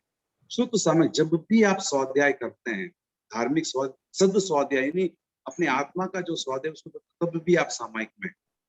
जब भी आप सम्यक, आप जब तक सम्यक अवस्था में, तब भी आप दर्शन सामायिक में है। सम्यक सामायिक यानी दर्शन सामायिक। सबसे पहले आपकी जिंदगी में सामायिक आती है शुद्ध, यानी पढ़ने के बाद में आपको लगता है कि कौन सा सही है, कौन सा गलत है। जब उसका चयन करते हैं तब आपके पास आती है दर्शन सामायिक। जब आपके पास दर्शन सामायिक आते हैं तब आप श्रावक सामायिक या साधु सामायिक लेने का प्रयास करते हैं। तो पहले आपको जो पढ़ के जानना है आत्मा क्या है, सामायिक का मतलब है आत्मा। इस लोक में जितने भी अब तक सिद्ध हुए वो सामायिक के आधार पे हुए हैं। अब जो भी मोक्ष जा रहे हैं वो भी सामायिक के आधार पे ही जा रहे हैं, और आगे जाने वाले जितने भी जीव जाएंगे मोक्ष, वो सिर्फ सामायिक, एक ही सामायिक के आधार पे जाएंगे। सामायिक सिर्फ ये नहीं कि मैं 48 मिनट या आजीवन हो गया, मेरे साथ शुद्ध सामायिक प्रथम होनी अनिवार्य है, दर्शन सामायिक होना अनिवार्य है, तभी मेरी तीसरी सामायिक और चौथी सामायिक पूर्ण हो सकती है। तो शुद्ध से मेरे को समझना है कि मैं क्या हूँ, आत्मा क्या है, पुनर्जन्म क्या है, पाप पुण्य क्या है, ये सब जानना, छोड़ने योग्य छोड़ना और ग्रहण करना, उसको कहते हैं शुद्ध सामायिक। उस चीज पे श्रद्धा, अगर आपके सामयिक पे नहीं है और कितने बड़े बड़े भी उपवास कर लीजिए, मास कमन कर लीजिए, तो फिर भी आप प्रथम कोटि में ही है, प्रथम गुणस्थान में ही है, वो भी आपको कारगर नहीं है। और नेक्स्ट है 48 में जो अपन कर रहे हैं श्रावक के सामायिक और आजीवन साधु के सामायिक है। उसके इन दोनों सामायिक के पर आप सबको वो पता है, अब उसको बोलने की जरूरत नहीं है। सामायिक की चीज क्या होती है, प्राय हमने देखा है, अपने परिवारों में देखा है कि मेरे बाप दादा दादी दादा सब 50 साल से हम उनको देख रहे हैं सामायिक कर रहे हैं। सामायिक का अर्थ पहले समझिए, अगर आपने सामायिक किया और आप एक सामायिक करके आप पूरे दिन भी अगर आप समता में नहीं रहे, तो वो सामायिक एक तरह की बनावटी सामायिक है। मैंने कॉफी पिया, कॉफी का टेस्ट जब 1 घंटा रह सकता है, मैंने कुछ खाया उसका टेस्ट 1 घंटा रह सकता है, तो सामायिक का टेस्ट कम से कम 2-4 घंटा ना रहे। देखते हैं कि उठते ही, जैसे मैंने अपने चीज को झटक के बैग में रखा है, उसी से स्टार्ट हो गया कि तो वो काम नहीं किया, वो काम नहीं किया, तो ये सामायिक अर्थ नहीं हुआ है। सामायिक को ग्रहण करना पड़ता है, और जो भी चीज आपने ग्रहण की है उसका टेस्ट रहेगा। हाँ, ऊपर से जैसे अपने उस मदिरा का जो एग्जाम्पल आता है कि मैंने गले से नीचे ही नहीं उतारा तो मेरे को नशा नहीं हुआ, उसी तरह का सामायिक को ग्रहण नहीं करेंगे। सामायिक को भगवान ने ग्रहण करने का कहा गया, सम्यक को ग्रहण करने के लिए कहा गया, देव को ग्रहण करने के लिए कहा गया। गुरु को ग्रहण करने के लिए कहा गया। जब तक मैं उसको ग्रहण नहीं करूंगा वो मेरे किसी काम की नहीं है। शायद आप किसी को बताओ, द्रोणाचार्य के एक शिष्य थे एकलव्य। शिष्य गुरु ने उसको ग्रहण नहीं किया था, लेकिन उसने गुरु को ग्रहण किया। इसके लिए वो अर्जुन से भी ज्यादा धनदार, एक्सट्रीम धनदार, क्योंकि उसने गुरु को ग्रहण किया था। दुर्योधन ने गुरु को ग्रहण नहीं किया था, इसके लिए वो अच्छा शिष्य बन नहीं पाया था। तो जब तक मैं ग्रहण, ये तीनों है, अर्जुन ने ग्रहण किया और उसकी बात भी मानी, उसने सिर्फ ग्रहण किया, उसने कोई शिक्षा उससे नहीं ली, फिर भी बहुत अर्जुन से ज्यादा धनुर्धार था। तो जब तक मैं ग्रहण नहीं करूंगा, सामायिक फलदायी नहीं है। सामायिक को ग्रहण करने के बाद में अगर आप कुछ समय, कुछ घंटों तक अगर आप समभाव में ना रहे, तो वो समय को अपनी कोई खास आपके लिए उपयोगी नहीं होगी। क्या हुआ? कुछ कह रहे थे? कुछ नहीं मदर साहब, कैन कंटिन्यू। तो प्रथम, जब भी आप सामायिक करते हैं तो हम बोलते हैं 2 करण 3 युग से मैं सामायिक को ग्रहण कर रहा हूं, तो उसको ग्रहण करके उस हिसाब से फल दे।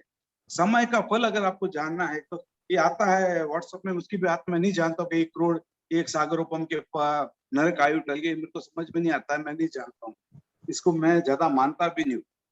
क्योंकि अगर इतना ही करोड़ों टल जाते हैं, करोड़ों से ज्यादा अरबों पे टलते हैं, या खरबों पे, सागरोपम से भी ज्यादा सागरों पे चलते हैं, उसका रीजन बताता हूँ। भगवान महावीर 13वें गुणस्थान में तीर्थंकर होने के बाद में सैनिक राजा को कहा कि एक सामायिक की पुण्य एनर्जी खरीद ले, तेरा 7वां नरक में, तो जो उस समय तो 7वें नरक की स्थिति में थे, वो टल जाएगा। 33 सागरोपम की एक सामायिक मैंने नहीं की है, करवाई है, करने जिसने की है उसको मैं ले लूं, तब भी मेरे सामायिक नरक टल सकता है। मतलब कह सकते हैं कि आपके 33 सागरोपम के पाप दूसरे से सिर्फ आपके एक सामायिक खरीदने से हो जाती है, एक सामायिक की ऊर्जा लेने से हो जाती है। तो आप स्वयं सोचिए एक सामायिक में कितनी ताकत होती है। जिसके भी नरक के आयु का बंद हो गया, उसको सामायिक होती ही नहीं, ये नियम है, त्याग होता नहीं है। सामायिक मुंहपत्ती बांध के, ये तो हो सकती है मुंहपत्ती बांध के बैठ ले या मन कहीं ना कहीं विचलित हो, ये हो सकता है। जिसने भी त्रिंज गति का आयु का बंधन कर लिया है, वो भी सामायिक नहीं कर सकता है। सामायिक, आज आप सामायिक कर रहे हैं या कर पा रहे हैं, तो ये सोच लीजिए कि आप इन दोनों गतियों और मनुष्य गति का आयु नहीं बांध रहे हैं, आप बांध रहे हैं सिर्फ देव गति के आयु बांध रहे हैं। तो सामायिक अगर किसी ने स्टार्ट नहीं की है तो कीजिए और प्रेरणा दीजिए। क्या था, पुण्य सामायिक से खरीदना था, यानी उसकी प्रेरणा थी। भगवान ने कहा कि एक सामायिक की कीमत, एक दलाली कीमत इस लोक के सब वैभव से ज्यादा है। जिसने, अगर आपने सामायिक के किसी को कहा कि एक सामायिक करो और उसने कर ली, तो उसकी दलाली आपकी इस लोक के, इस जम्बूद्वीप पे जितना भी वैभव उससे ज्यादा है। तो सामायिक, मैं सोचा था काफी लोग स्टडी करके आए होंगे, इसके लिए और मेहनत आपने एक चीज बोला था कि जैसे नरक गति में सामायिक नहीं हो सकती, नरक गति का आयुष्य बंधन, तो पुण्य श्रावक तो फिर शायिक समय तो फिर वो कैसे उनको आया? पुण्य श्रावक तो सामायिक कर रहे थे, श्रेणी के राजा के सामायिक, बात हाँ, श्रेणी के राजा नरक गए, पुण्य श्रावक तो देवलोक में है, वो एक अवतारी जीव है। हाँ, नहीं, श्रेणिक राजा के पूर्व में तो हुई नहीं ना, वो ना तो सामायिक खरीद पाए और ना कर पाए, सामायिक छोड़े फोर्स ही नहीं कर पाया अपनी जिंदगी में वो। और अंतिम अवस्था में उसने आत्महत्या की थी, क्योंकि जैसे उसके भाव है उस हिसाब से उसने छायक समय की जीव आत्महत्या की। तो वो पहली नारकी तक आ जाता है 7वें से, तो बीच में वो समय से बांधता है, तो वो समाहित नहीं होती उसकी कभी भी, समय नहीं होते, इसीलिए वो प्रथम नाम तक पहुंच गया कि वो समय की वो 7वीं नारकी से फर्स्ट नारकी में कैसे उनका ट्रांसफर हुआ, मतलब क्या? देखिए, भगवान ने उनको 4 काम दिए थे, शायद आपको पता है, किसी को याद हो तो। माँ को दर्शन करवाना, दादी को दर्शन कराने का था, दादी को दर्शन करवाना, कपिला दासी से दान दिलवाना, और वो कसाई को हिंसा से बचाना एक दिन के लिए, ताकि वो हिंसा ना करे, और पुण्य श्रावक का सावकाशी करना भी था, और एक सामायिक पुण्य की उधार ले लेना। उस चारों कार्य में जो करने के लिए जो उसने मेहनत लगाई, उसने कभी वापस उस दासी को गांव से निकाला कि मेरे तो काम नहीं करके, उसको उन्होंने समझा कर बोला शायद तुम्हारे कोई कमी रही, मैं समझा नहीं पाया, वो नहीं कर पाया, तो उसने उस जगह पे कभी भी समता रखी वापस।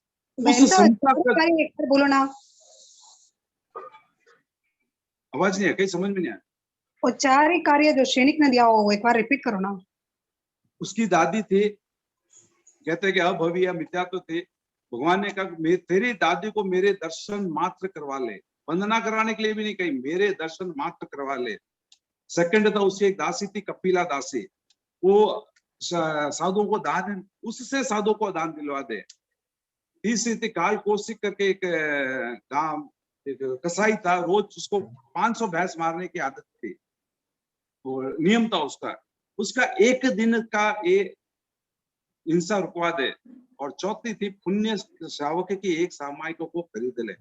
उसने जो प्रयास किया, प्रयास करने के बाद एक राजा था, आज कपिला दासी ने अगर नहीं दी तो वो तो उसकी दासी तो उसको ऊपर कुछ भी कर सकता था, कुछ भी एक्शन, उसने फिर भी एक्शन नहीं लिया।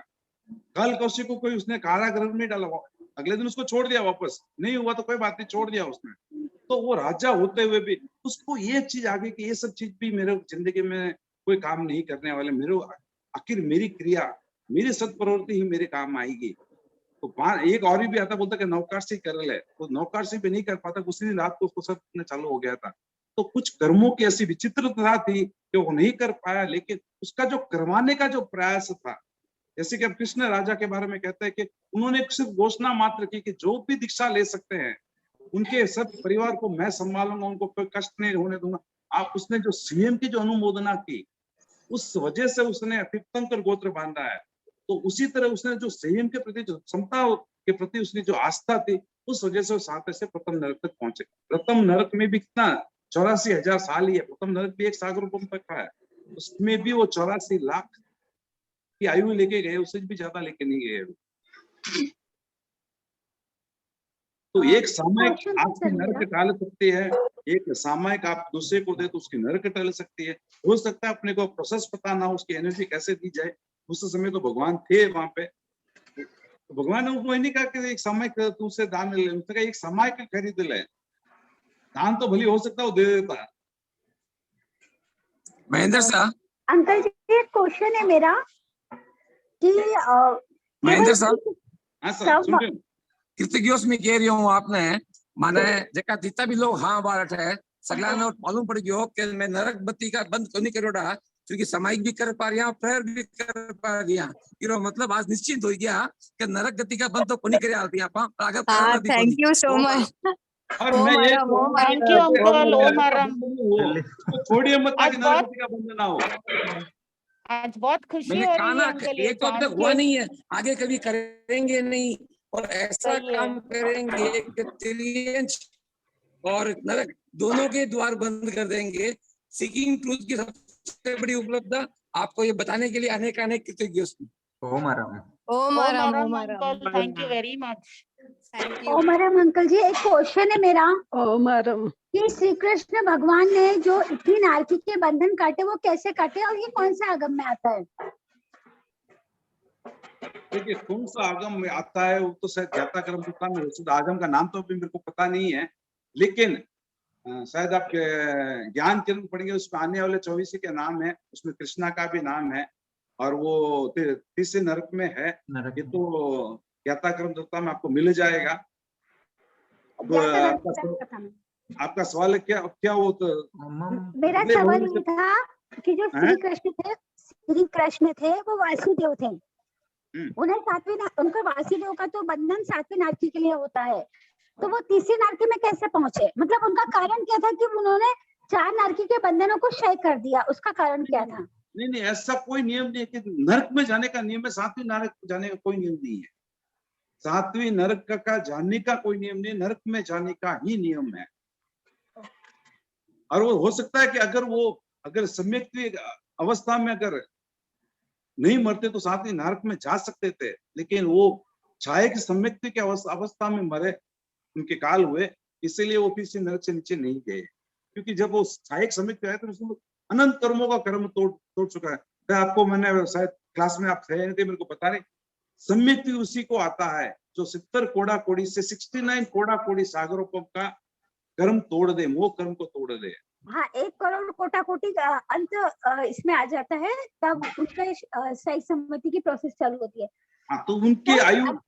अंकल जी, मैंने एक बार ऐसा सुना था कि अरिस्टनेमी उनके भगवान थे, उनके भाई थे, और उन्होंने 18,000 साधुओं को उठ बैठ के वंदना की, तो इसलिए उनके नारकी के बंधन कम हुए। क्या ये सही है क्या? देखिए, वंदना करने से कहता है कि उच्च गोत्र का बंध होता है, नीचे गोत्र का सह होता है। नरक में अपना आप में नीचे गोत्र है, सह हो कोई बड़ी बात नहीं, उसमें कोई बात नहीं है, हो सकता है। लेकिन उन्होंने नरक का आय तोड़ने में सिर्फ एक ही रीजन है, बहुत सारे रीजन रहे होंगे, क्योंकि उन्होंने इतने सारे प्रयास किए। देखिए, एक व्यक्ति को अब आप भगवान के संवत शरण में चला जाए और भगवान ने कह दें कि आपका शहर आग से बुझ जाएगा, तो आप क्या मानेंगे? भगवान की बात अटल है, मैं क्यों उसमें प्रयास करूं? उन्होंने पूछा भगवान को कि मैं इसको कैसे रोक सकता हूं। उसकी देखिए, वो आदमी की कल्पना देखिए, इसके अलावा आगे में आप कहीं पे भी नहीं देख सकते कि भगवान ने कुछ कह दिया और उसके किसी ने वापस पूछा कि ऐसे कैसे बचा, उसको मैं कैसे बचा सकूं। तो उसकी भाव जो है, लोगों को बचाने की जो भाव थे, 12 साल तक गांव में उसने ऐसा प्रयास किया, कहीं ना कहीं आंबिल होता रहे, तपस्या होती रहे, क्योंकि 12 साल उस कहता ना उस पूरे 3 खंड में कहीं ना कहीं तपस्या चल रही, तो उसने इतनी प्रेरणा लोगों को दी, तो ये प्रेरणा भी तो उसको काम की होगी। कितने लोगों को उसने दीक्षा में सहयोग दिया, सहयोग किया। अंकल, दलाली काम आई क्या उनको?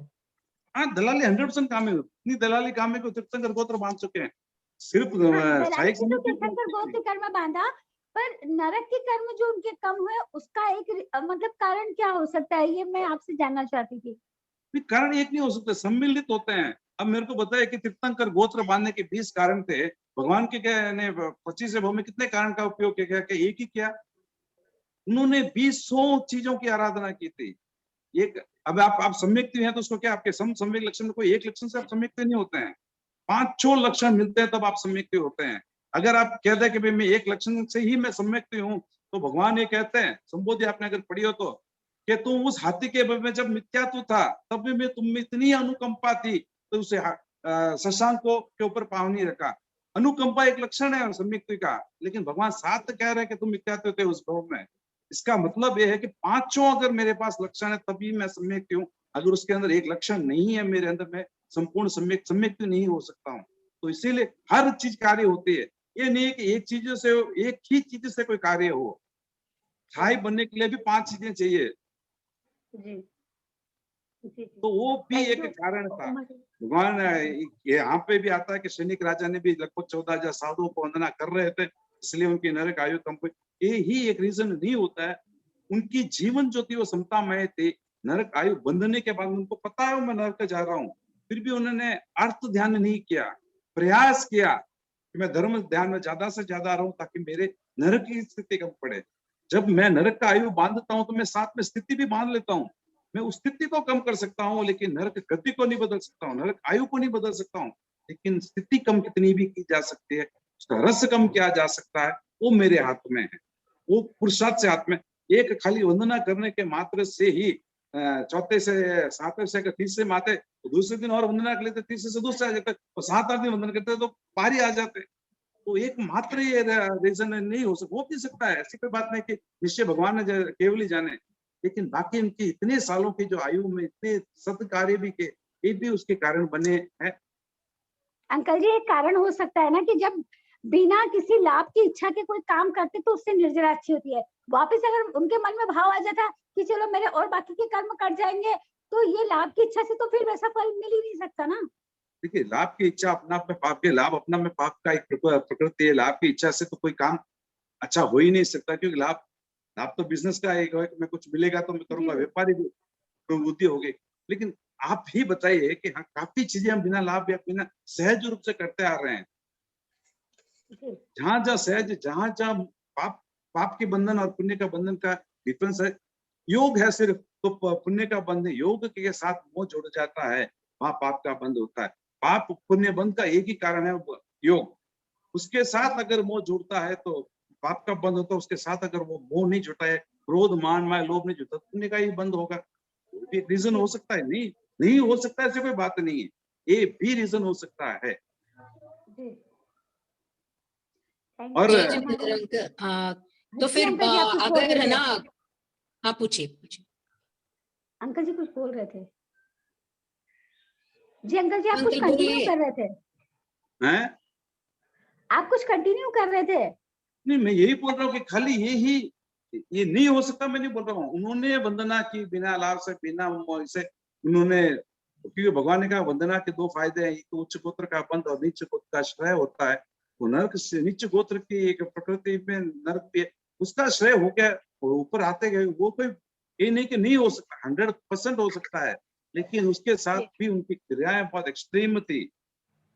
मतलब प्राय कभी आपने देखा है महाभारत का वो फोटो, चारों तरफ रथ चला रहे हैं भगवान कृष्ण और अर्जुन तीर चला रहा है, चारों तरफ भयंकर वातावरण है, लोग मर रहे हैं, फिर भी उसके चेहरे पे सहज मुस्कुराहट है, डर नहीं है, अर्थ ध्यान में नहीं है। वो उसकी खासियत थी कृष्ण के। सुनीता जी आपका प्रश्न था। हाँ सुनीता जी। अंकल तो फिर जो तीर्थंकर बोलते हैं तो वो नियत अनियत दोनों हो सकता है, वहाँ पे नहीं, पुरुषार्थ नियत ही काम होता आता है। है क्या? नियत ही होता है। तीर्थंकर जितना भी बोलते हैं, भगवान ने कोई सीमा तो नहीं, ये उन्होंने पूछा कि इसकी मेरी द्वारका का विनाश कैसे होगा, और वह भी है ना नियत थी। उस नियत को भी चैलेंज करने में जो समता रखता है, वो शायद मैं कृष्णा के अलावा किसी के बारे में ऐसा नहीं पढ़ा मैंने। उसको पता था होगा भगवान की वाणी गलत हो नहीं सकती, उनको पता था। उनका प्रयास है कि मैं कितना दूर तक धकेल सकता हूँ, कितना दूर से कर सकता हूँ। श्रेणिक राजा ने भी यही कहा कि मेरी नरक बंध चुकी है, फिर भी उन्होंने उसको चैलेंज किया और प्रयास किया कि मैं नरक को, जो प्रयास करने में जो उनकी ऊर्जा पैदा हुई, जो पॉजिटिव वेव उसके अंदर प्राप्त हुए, वो उससे नरक की स्थिति को कम करने में सहायक बने। तो वो पुरुषार्थ हो गया अंकल, लेकिन नियत है तो फिर पुरुषार्थ क्यों अंकल? नियत को कम किया जा सकता है, भगवान की एक है। मैं वापस से हाँ, वही। सम्यक्ति और मिथ्यात्व में दो ही डिफरेंस होता है। एक रोड पूरे खड्डे से भरे हुए हैं, एक मिथ्या, एक अंदर जाता है गिर जाता है, समझ में आता है। लेकिन एक आंखों वाला जाए और गिर जाए तो लोग उसको बेवकूफ कहते हैं। उसके पास 4 रीजन है, 4 करण होता है, वो कर सकता है, कार्य कर सकता है। वो गड्ढे से जंप मार के जा सकता है, गड्ढे के बाजू से निकल के जा सकता है, ब्रिज बना के जा सकता है, और गड्ढे को भर के भी जा सकता है। इसी तरह भगवान ने कहा कि एक सम्यक्ति हर कर्म को भोगे, ये अनिवार्य नहीं है। वो छाया भोगना तो अनिवार्य हो सकता है, लेकिन सम्यक्ति भोगता नहीं है। वो अपने पुरुषार्थ से उदीर्णा, अपवर्तन, संक्रमण, अपवर्तन, उद्वर्तन, उदीर्णा और संक्रमण से बदल सकता है। बदल के जरूर नहीं, पुण्य को पाप में बदल सकता है, पाप को पुण्य में बदल सकता है। फिर वो भोगता है तो जब मोक्ष कब आएगा उसको। तो ये पुरुषार्थ की जो क्रिया है वो सम्यक्त्व के लिए, सम्यक्त्व और मिथ्यात्व में ही डिफरेंस है। तो जो बोलता है कि जो कर्म है तो भोगना ही है, वो ये मिथ्यात्व की भाषा हो सकती है, सम्यक्त्व की नहीं हो सकती। सम्यक्त्व वही बोलता है कि नहीं मैं ऐसे बाहर निकलूंगा। ये दोनों क्योंकि छाया सम्यक्त्व, तो उन्होंने प्रयास किया कि कैसे उसे बचा जा सके।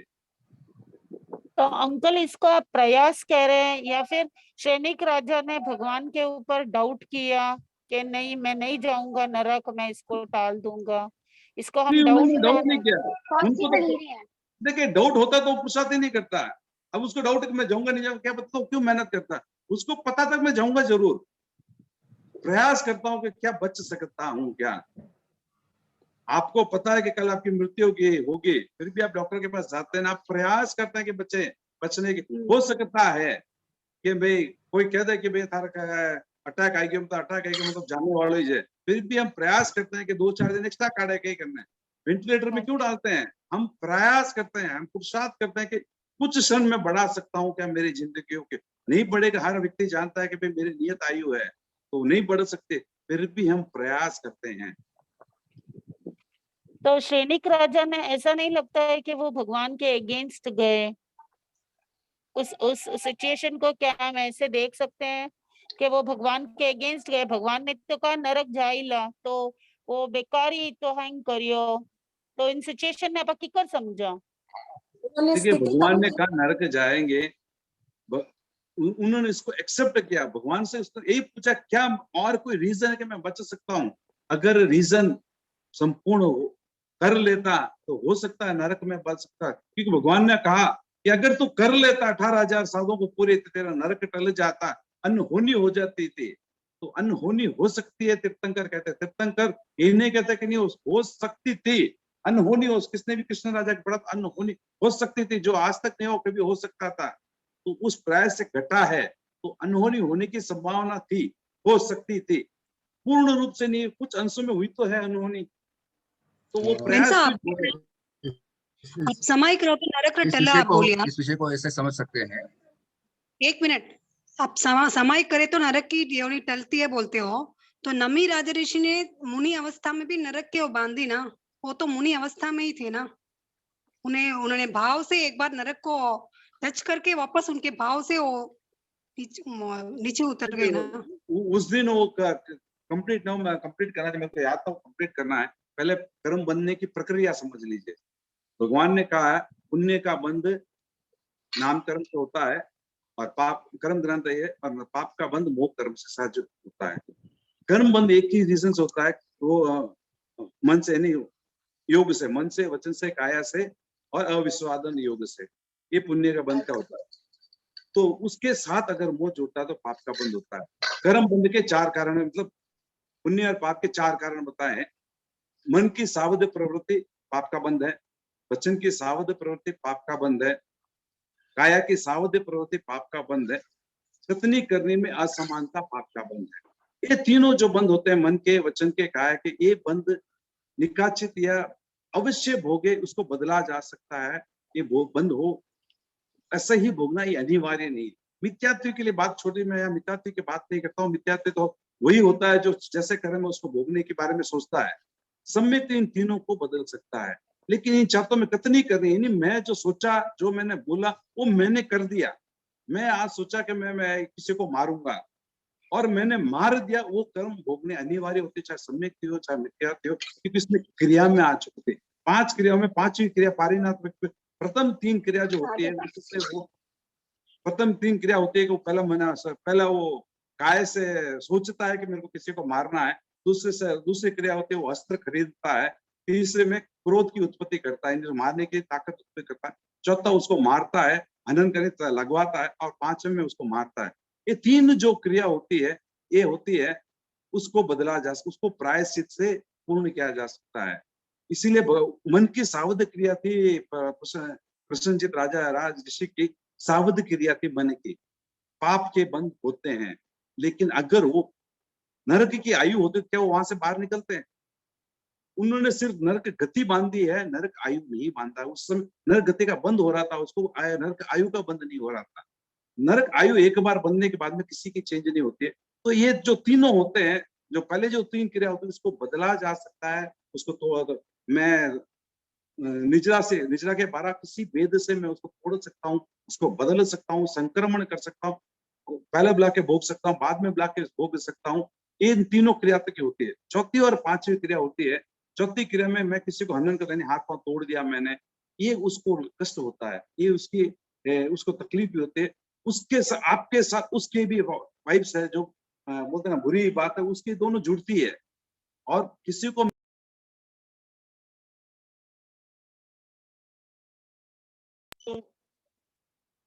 मैं मार दिया, तब ये चौथी और जो 5वीं क्रिया होती है, वहां से कोई विवश नहीं हो सकता है। तो मैंने उस दिन बोला कि भाई मैं नहीं बोल रहा हूँ कि नरक के प्रसन्नचित राजा के मन की सावध प्रवृत्ति से पाप, मैंने ये कहा कि सावध प्रवृत्ति से भी बचा जा सकता है, लेकिन मैंने उस क्रिया को कर देता। अगर वो राज ऋषि तो उसने अगर युद्ध में चला जाता और 2-4 को मार देता, तब वो नरक जाना उसके लिए अनिवार्य था। 7वें गति के नरक के भी आयु बांधते बांधते वो आदमी मोक्ष चला गया है, इसका मतलब बदल सकता है। लेकिन अगर उस युद्ध में अगर किसी एक को भी मार जाके बॉडी से ले, अगर किसी दिन काय क्रिया कर लेता, काय से मार लेता, प्राणातिपात कर लेता, तो वो नरक चला जाता।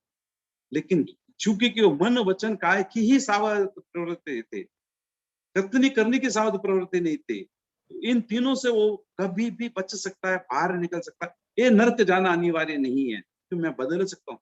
मैं ये नहीं बोला नरक नहीं जा सकता है, मैंने बोला अनिवार्य नहीं है, वो चाहे तो बदल सकता है। तो उस दिन आपने तंदुल मछली की भी करेक्ट है, उसने उस आयु को, उस गति में रहते हुए आयु को बांधा है, इसलिए वो नरक गया। तांदुल मछली भी कितनी भी कृष्ण लेशा में रह जाए, लेकिन अगर वो आयु को शुक्ल लेशा में बांधेगा तो नरक में नहीं जाएगा। बात वहां आयु बंध की भी साथ थी। उसने प्रसन्नजीत राजा ने कहीं पे भी आयु का बंध नहीं किया था और वो मोक्ष चले गए। अगर वो कहीं पे भी आयु का बंध कर लेता तो उस गौ में मोक्ष नहीं जाता। आयु का बंध कैसे होता है अंकल?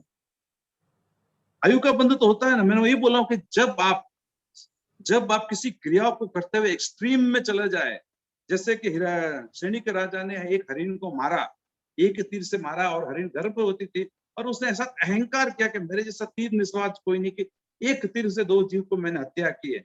जब उस हिंसा के साथ जब उसकी पूरी क्रिया बन गई और उसके साथ उन्होंने अहंकार किया, तब उसको नरक का आयु बांधा। एक बार आप गोचरी देते हैं, एक बार आप गोचरी देते तो अहो भाव के भाई मेरे जैसा कोई, मतलब आज मेरे तो सौभाग्य है, और एक्सट्रीम लेवल में चला है तो आप कहते हैं कि तीर्थंकर गोत्र बांध सकते हैं उस समय। मोहम्मद सेठ और के स्टोरी आपको पता ही है कि वो पिछले वर्ष में गांव का एक श्रावक था, गांव में उस दिन लड्डुओं का कोई भोज था और सबके घर में एक एक लड्डू आए थे पहराने के लिए। तब उसने उसके जैसे ही वो बैठा था, एक साधु आगे, उग्र तपस्वी साधु है, तो उसने उस लाडू को वहरा दिया। लाडू वहरा के अहो भाव से उसने लाडू को वहराया और साधु तो चले गए। हाथ में 2-3 कण उसके चिपके हुए थे, उसको खाया तो बोला बहुत टेस्ट था, अच्छा होता मैं उनको आधा ही दे देता, आधा तो मेरे काम आ जाता। उसने जो पश्चाताप किया, अगले भाव में मोहम्मद सेठ बोला नहीं राजा से, तो उसने दान दिया हो भाव से, मोहम्मद श्रेणी के राजा से भी ज्यादा पैसा वाला बनाता। दे के पछतावा क्या, इसके लिए उस जन्म में वो रोटी, दाल का पानी और रोटी खाता था, उससे ज्यादा उसके शरीर में ताकत नहीं थी। अगर वो उसी पछतावा भाव में नहीं होते तो हो सकता, तो कहते हैं कि उसने इतने उत्कृष्ट भाव से बांध रहा था, तीर्थंकर गोत्र भी बांध सकता है, एक भवतारी भी हो सकता था, अगर उसने उसी उत्कृष्ट भव में अगर नीचे नहीं आता था। और एक स्थूली बद्ध के पूर्व भव में आता कि खीर के, उसके पास एक गरीब का घर का रहता है, उसके पास कुछ नहीं होता है, तो एक दिन उसने अपने दोस्तों से खीर के बारे में सुनता, माँ क्या आपको बोलता कि मेरे को खीर खानी है, तो माँ बहुत आजू बाजू घर से कुछ उधार लेके आके खीर बना देती है बेटे के लिए, क्योंकि बेटा कभी जिद नहीं करता है। देखता है एक साधु आया तो बोलता है कि थाली में खीर ठंडी करने के लिए रखी रहती, लाइन डालता हाथ में, बोले आधी आपके लिए आधी मेरे लिए, आधी आपके लिए आधी मेरे लिए, लेकिन वो कोई पानी में तो कोई लेन रुकती नहीं और उसने पूरी वहरा दी। फिर भी उसको पश्चात अपने बहुत राज्य चलो आज हुआ, इसके वो स्थूली भद्र वो बना, और कहते हैं कि रोज उसके घर में 33 पेटे आती थी देवलोक, एक दिन के बाद में दूसरे दिन उपयोग नहीं करता था। उसके पिताजी देवलोक में 33 पेटे रोज, उसकी 32 रानियां थी और उसके स्वयं के लिए 33 पेटा देवलोक से उतरते थे। उसका रोज का आभूषण रोज नया होता था, अगले दिन उसको यूज नहीं करता तो उठा के कचरे में फेंकता था। तो इससे जो पश्चाताप ना करने के एक छोटे से दोनों एक एग्जाम्पल है, दान के ही एग्जाम्पल है। पश्चाताप तो हम लोग रेगुलर में भी डेली डे टू डे जीवन में हम बहुत बार कर लेते हैं कि अरे ये तो उसको दे दिया। क्या मैं ज्ञान अंतराय की बात क्या करता हूँ, दो साधु थे, मास्तुस आचार्य की बात कर, साधु की बात कर रहा हूँ। दो आचार्य, दो भाई थे, दीक्षा ले चुके थे। तो एक भाई बहुत ज्ञानावधि का सेठ बहुत अच्छा था और वो अच्छा पढ़ाने में, अच्छे पढ़ने में, अच्छा समझाने में लोगों पे बहुत वो था। और दूसरा भाई का कोई ज्ञानावधि पे इतना कुछ उदय था कि वो पढ़ नहीं पाता था, समझ नहीं पाता था। तो जो जिसके पास ज्ञान के भरमार पे लोग रोज भीड़ पड़ते थे लोग, और लोग उसके पास बैठे रहते थे, उसके पास समय नहीं होता था अपने डेली काम के लिए भी। तो एक दिन उठ के जा रहा था, पानी पीने के लिए जा रहा है लोगों की भीड़ में, तो देखा कि भाई खा पी के मस्त सो रहा है। तो सोचता है कि अच्छा होता मैं भी भाई की तरह अज्ञानी होता तो मैं भी आज खा पी मस्त आराम करता।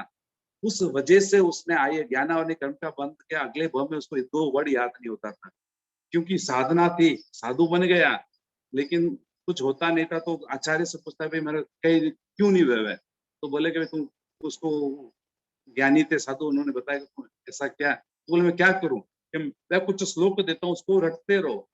तो 6 अक्षरों का कुछ श्लोक, मातुष मास कुछ 6 अक्षरों का एक श्लोक देता है, यानी तुष मारुष मातुष, मारुष मातुष, तो 6 वर्डों का कुछ देता है। उसमें भी वो 2 वर्ड भूल जाता है, सिर्फ 4 वर्ड ही उसको याद रहता है, मातुष मास्तुष मास्तुष, गीत गाता ही रहता है रोज। उसकी आस्था थी गुरु के प्रति कि गुरु ने कहा तो मैं जरूर इस भव को पार करूंगा। उसी 24 घंटा जब भी उसको पास समय मिलता तो उसी को रटता रहता था। मास जो गुरु ने कहा वो तो भूल चुका था, वो अपने ही मन से कुछ शब्दों का ये कर रहा था। तो एक दिन वो जा रहा था कहीं गांव में, तो देखता है कि गेहूं के दाल के कुछ छिलके दोनों सुखाए। मंदिर साहब म्यूट हो गए। तुस और मांस को अलग, मांस यानी दाल है और तुस यानी उसका ऊपर का, दोनों अलग कर रहे हैं। तो बोलता है अच्छा गुरु ने मेरे को अच्छा कहा कि आत्मा अलग शरीर अलग। उसी भाव में बहता बहता केवल ज्ञान हो जाता है। तो केवल ज्ञान की बात नहीं करो, उसने सिर्फ मेरे को आता है इसके लिए मेरे को लोग बोल रहे हैं, इसके लिए मैं वो पश्चाताप करता हूँ, अगले भाव में चीज नहीं मिलेंगी आपको। तो जो भी चीज आता है अपने आप को सौभाग्यशाली समझे कि लोगों को आता है, तो आपको यूज नहीं कर रहे हैं, आपसे कुछ पाने की प्रयास कर रहे हैं, आप उसको दीजिए तो अगले भाव में और ज्यादा मिलेगा। वरना आप उसके पश्चात आप करते रहेंगे तो अगले भाव वो चीज तो आपको 100% नहीं मिलेगी। और इतने गाढ़ कर्म बंदे हो जाते हैं उनके, तो वो अगले भाव में तो इतने भाव में नहीं मिलते हैं। आप अनोइंगली बहुत बार हम लोग कर लेते हैं, मतलब ऐसे नहीं ध्यान रहता है। कभी खाने ठीक के है, लिए कर लेते हैं, आगे कभी से ना एग्जाम के करें ना। टाइम में भी हो जाता है कि अरे मैंने उसको बता दिया, मैंने तो किया ही नहीं, और उसको बता दिया, या ऐसे भी हो जाता है। फिर इसीलिए कहता हूँ कि आगे जो हो चुका है देखो उसको बदले नहीं जा सकते, उसका पश्चाताप जरूर कीजिए और नए में ऐसा कभी मत कीजिए। घर में दो बहुएं होती है तो बहु एक बहु होशियार होती है तो सास उसी को भला बोलते तो सास बोलते कि आखो दिन आवे जनी में सास मारो जीव खावे। इससे अच्छा हो तो मेरे को आता ही नहीं, इससे अच्छा हो मेरे को आता नहीं। ये आप अपने आप को अपनी अगली जिंदगी के जो है ना, अगले जिंदगी की आप इतनी बुरी हालत कर रहे हैं कि अगले जिंदगी में आपको तो याद नहीं होगा कि मैं को जरूर नहीं हमको ऐसे ज्ञानी आचार्य की तरह कोई आचार्य मिल जाए जिससे मेरे कर्म कट जाएं। तो पश्चाताप कैसे किया जाए? पश्चाताप आगे से ही मत कीजिए ना, आगे से जो भी आए लोग आपको जिस चीज में आप एक्सपर्ट है उसको जरूर हेल्प कीजिए। नहीं वो तो कर लेंगे, लेकिन अब जो हो गया उसके लिए हम क्या करें? आगे से ऐसा नहीं दोहराने को प्रयास कीजिए। प्रतिक्रमण का मतलब क्या है? मैंने जो कामना कर सकते ना, खमत कामना कर सकते हैं ना कि मैंने जाने अनजाने में ऐसा कुछ काम किया तो मैं उसके लिए प्रायश्चित करती हूँ, खमत कामना करती हूँ। करेक्ट है। प्रतिक्रमण के छठा आवश्यक जो है, आपको शायद किसी को याद है तो नाम बोलिए मेरे को।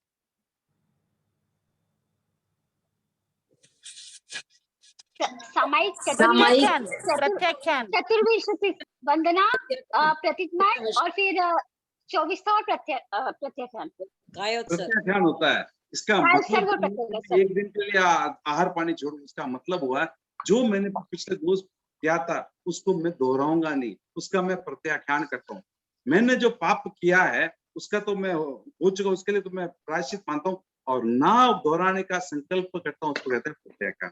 ये छठा आवश्यक उसको कहते हैं।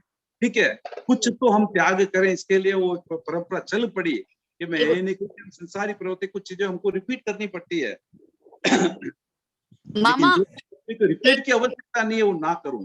Thank you so much.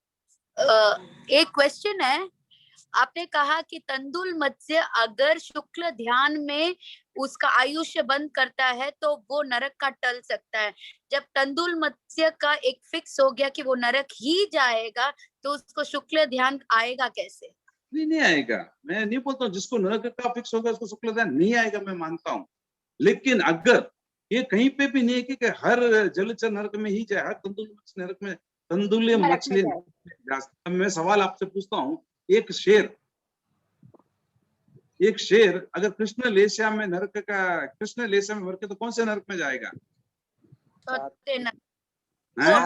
सातवें। एक शेर अगर कृष्ण लेशिया में आयु का बंद करता है तो कौन से नरक में जाएगा?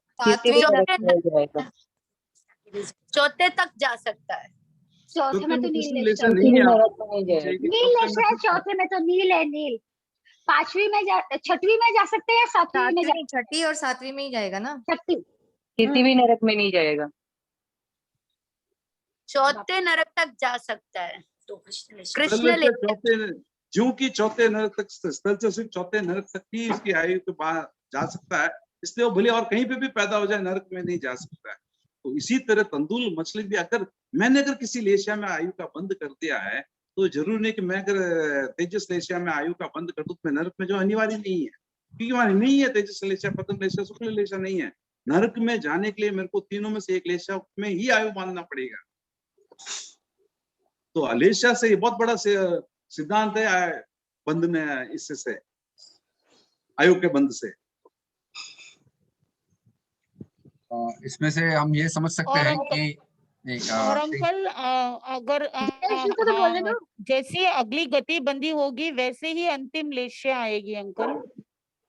जैसी अगली बंदी वैसे ही अगली गति जैसी बंदी होगी वैसी ही अंतिम गति में वैसा ही लेश्या होगा क्या?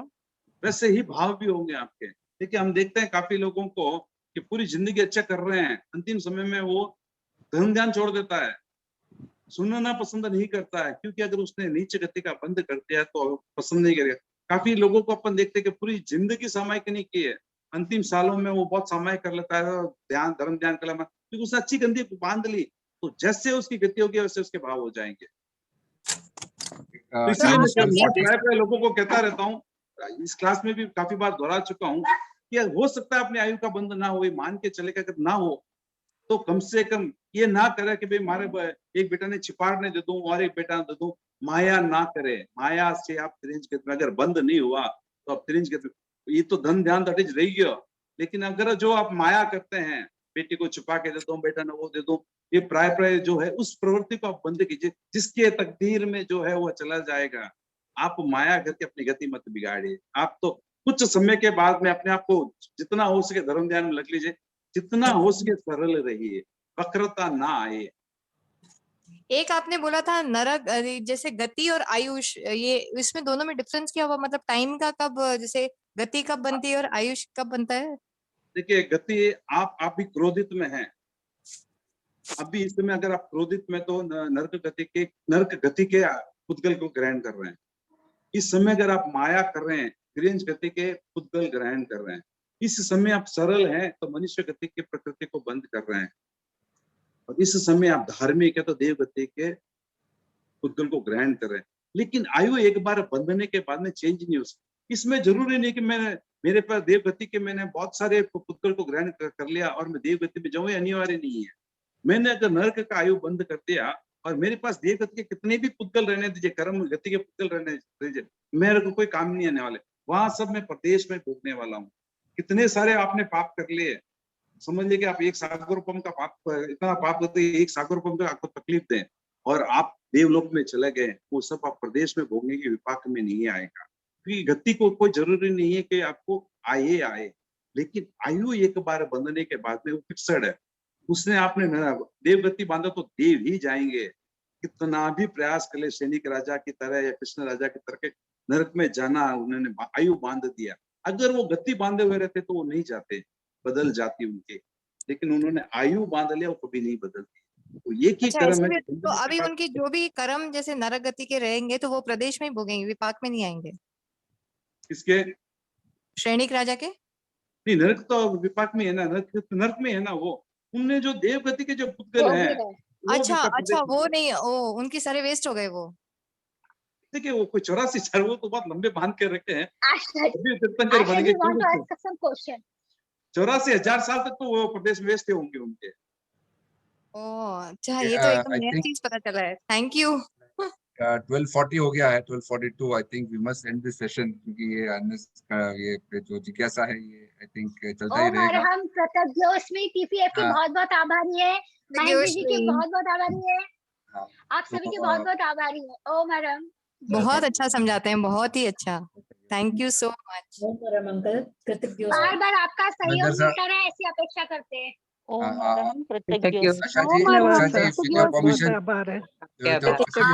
एक्चुअली एक बात जो आप बोल रहे हैं ना, माया की बात, आज मैं एक काम वाली को कुछ एडवांस दे रही हूँ, मैं बिना हस्बैंड को पूछे ही दे रही हूँ, तो वो क्या वो माया में आता है या फिर एक ठीक है वो एक चुकाउनो रवे करनो रवे जैसे काम में आता है? नहीं, मेरे को पता है, अगर आपके पति आपको पूछ के एडवांस है, अगर आप बोले नहीं मैं 500 की 100 ही देता, बोले वो माया जरूर है, और नहीं दिया बोले वो झूठ भी है। तो माया हमेशा दोनों कर रहे हैं कि 500 की जगह आप 100 बता रहे, झूठ भी बोल रहे हैं और माया भी कर रहे हैं। अगर वो पूछे बताइए कि हाँ मैंने 500 दे दिया, ये माया नहीं, ये सरलता पता ही नहीं है उनको। नहीं, देखिए पता नहीं, अब सच को पता ही नहीं है। आप सच को जो झूठ बोल नहीं रही, सच बोल नहीं रही, आप सरल नॉर्मल न्यूट्रल है अभी। लेकिन अगर किसी कारणवश पता बोलना हो तो आप झूठ मत बोलिए। और घर को, परिवार को उसी को कहता है जहाँ सब चीज पारदर्शी हो, एकदम क्लियर कट हो, आपके लिए अलग रूल, उसके लिए अलग रूल, किसी के ना हो, पारदर्शी हो, एकदम बेस्ट है। ना बोले जरूरी नहीं कि सब चीज बोलना जरूर अनिवार्य नहीं है, लेकिन जो मैं बोलूंगा वो झूठ नहीं होगा। मैं वही बोलता हूँ अपनी पत्नी को कि मैं तुमको सब चीज बोलूँ, ये जरूरी नहीं है, लेकिन मैं जो बोलूंगा वो झूठ नहीं है। सिंपल भाषा है। छुपाने की दृष्टि से अगर नहीं बताया जाएगा तो माया रहेगा। अगर छुपाना है तो इस दृष्टि से नहीं बता रहे हैं तो इसलिए फिर तो वो माया ही चलेगा। मैं गलती करो, मैं बोल देता हूँ मैंने गलती की, मैं बताऊंगा नहीं तेरे को क्या गलती की, पर मान लेते हैं, मान लेता हूँ, बोलता नहीं क्या गलती, लेकिन झूठ नहीं बोलना ये परिवार की सबसे बड़ी वो है। देखिए सबसे बड़ा आपको जिंदगी उस परिवार में रहना है, और परिवार की जो एनर्जी है वो आपको काम आने वाले समाज की होगा, एनर्जी तो आपके परिवार की आनी है। बोलो हाँ दी कितना दी कर दो तो नहीं, मैं 500 दी, 2000 देना 500 दी तो समाई करने वालों के कौन सी गति के बंधन नहीं होते हैं? नरक के, तिर्यंच के। मैं से अनम्यूट कर लो। समझा नहीं, तो कौन सा सवाल वापस कीजिए। अंकल आपने कहा जो नियमित रूप से समाई करते हैं उनके किस गति का बंधन नहीं होता है? नियमानिक देवलोक के अलावा कोई भी गति का बंधन नहीं होता है। अच्छा, एक्चुअली बताया कुछ और था, जो नरक गति के आयुष्य बांध देते हैं वो समाज नहीं करते, नहीं कर सकते हैं। Right, okay, thank you. So thank you everybody for joining great session today. I think questions will keep coming and we'll continue it. तो मंगल पाठ से सेशन एंड करते हैं। पवन जी मंगल पाठ आप कर लेंगे? हाँ पवन जी मंगल पाठ। धन्यवाद सर। ओम नमो अरिहंताणं, नमो सिद्धाणं, नमो आयर्याणं, नमो उवेज्झायाणं, नमो लोवे सभ्य सावणं, ऐसो पंच नमोकारो सब पावपणासनो, मंगलाणं च सभ्य पडमंग हवै मंगलम। चत्तारि मंगलम अरंता मंगलम सिद्धा मंगलम साहु मंगलम केवली पनंतो धम्म मंगलम। चत्तारि लोकोत्तमा अरंता लोकोत्तमा सिद्धा लोकोत्तमा साहु लोकोत्तमा केवली पनंतो धम्म लोकोत्तमा। चत्तारि शरणं पजामि अरंते शरणं पजामि सिद्धे शरणं पजामि साहु शरणं पजामि केवली पनंतं धम्मो शरणं पजामि। विघ्न हरण मंगल करण सोम भिक्षुर्ना गुणोलक सेवन करे सरे चिंतक। विघ्न हरण मंगल करण सोम भिक्षुर्ना गुणोलक सेवन करे सरे चिंतक। विघ्न हरण मंगल करण सोम भिक्षुर्ना गुणोलक सुमन करे सरे अचिंत्य सरे अचिंत्य। ओम हरम। कृतज्ञोस्मि टू ऑल आवर फैकल्टीज। कृतज्ञोस्मि, हम आपके आभारी हैं, हम गुरुदेव के आभारी हैं। Thank you everybody for joining. कृतज्ञोस्मि, हम सब आपके आभारी हैं। हम आपके आभारी हैं। कृतज्ञोस्मि, कृतज्ञोस्मि, हम सब आपके आभारी हैं। Thank you Pawan ji for joining. Thank you sir, thank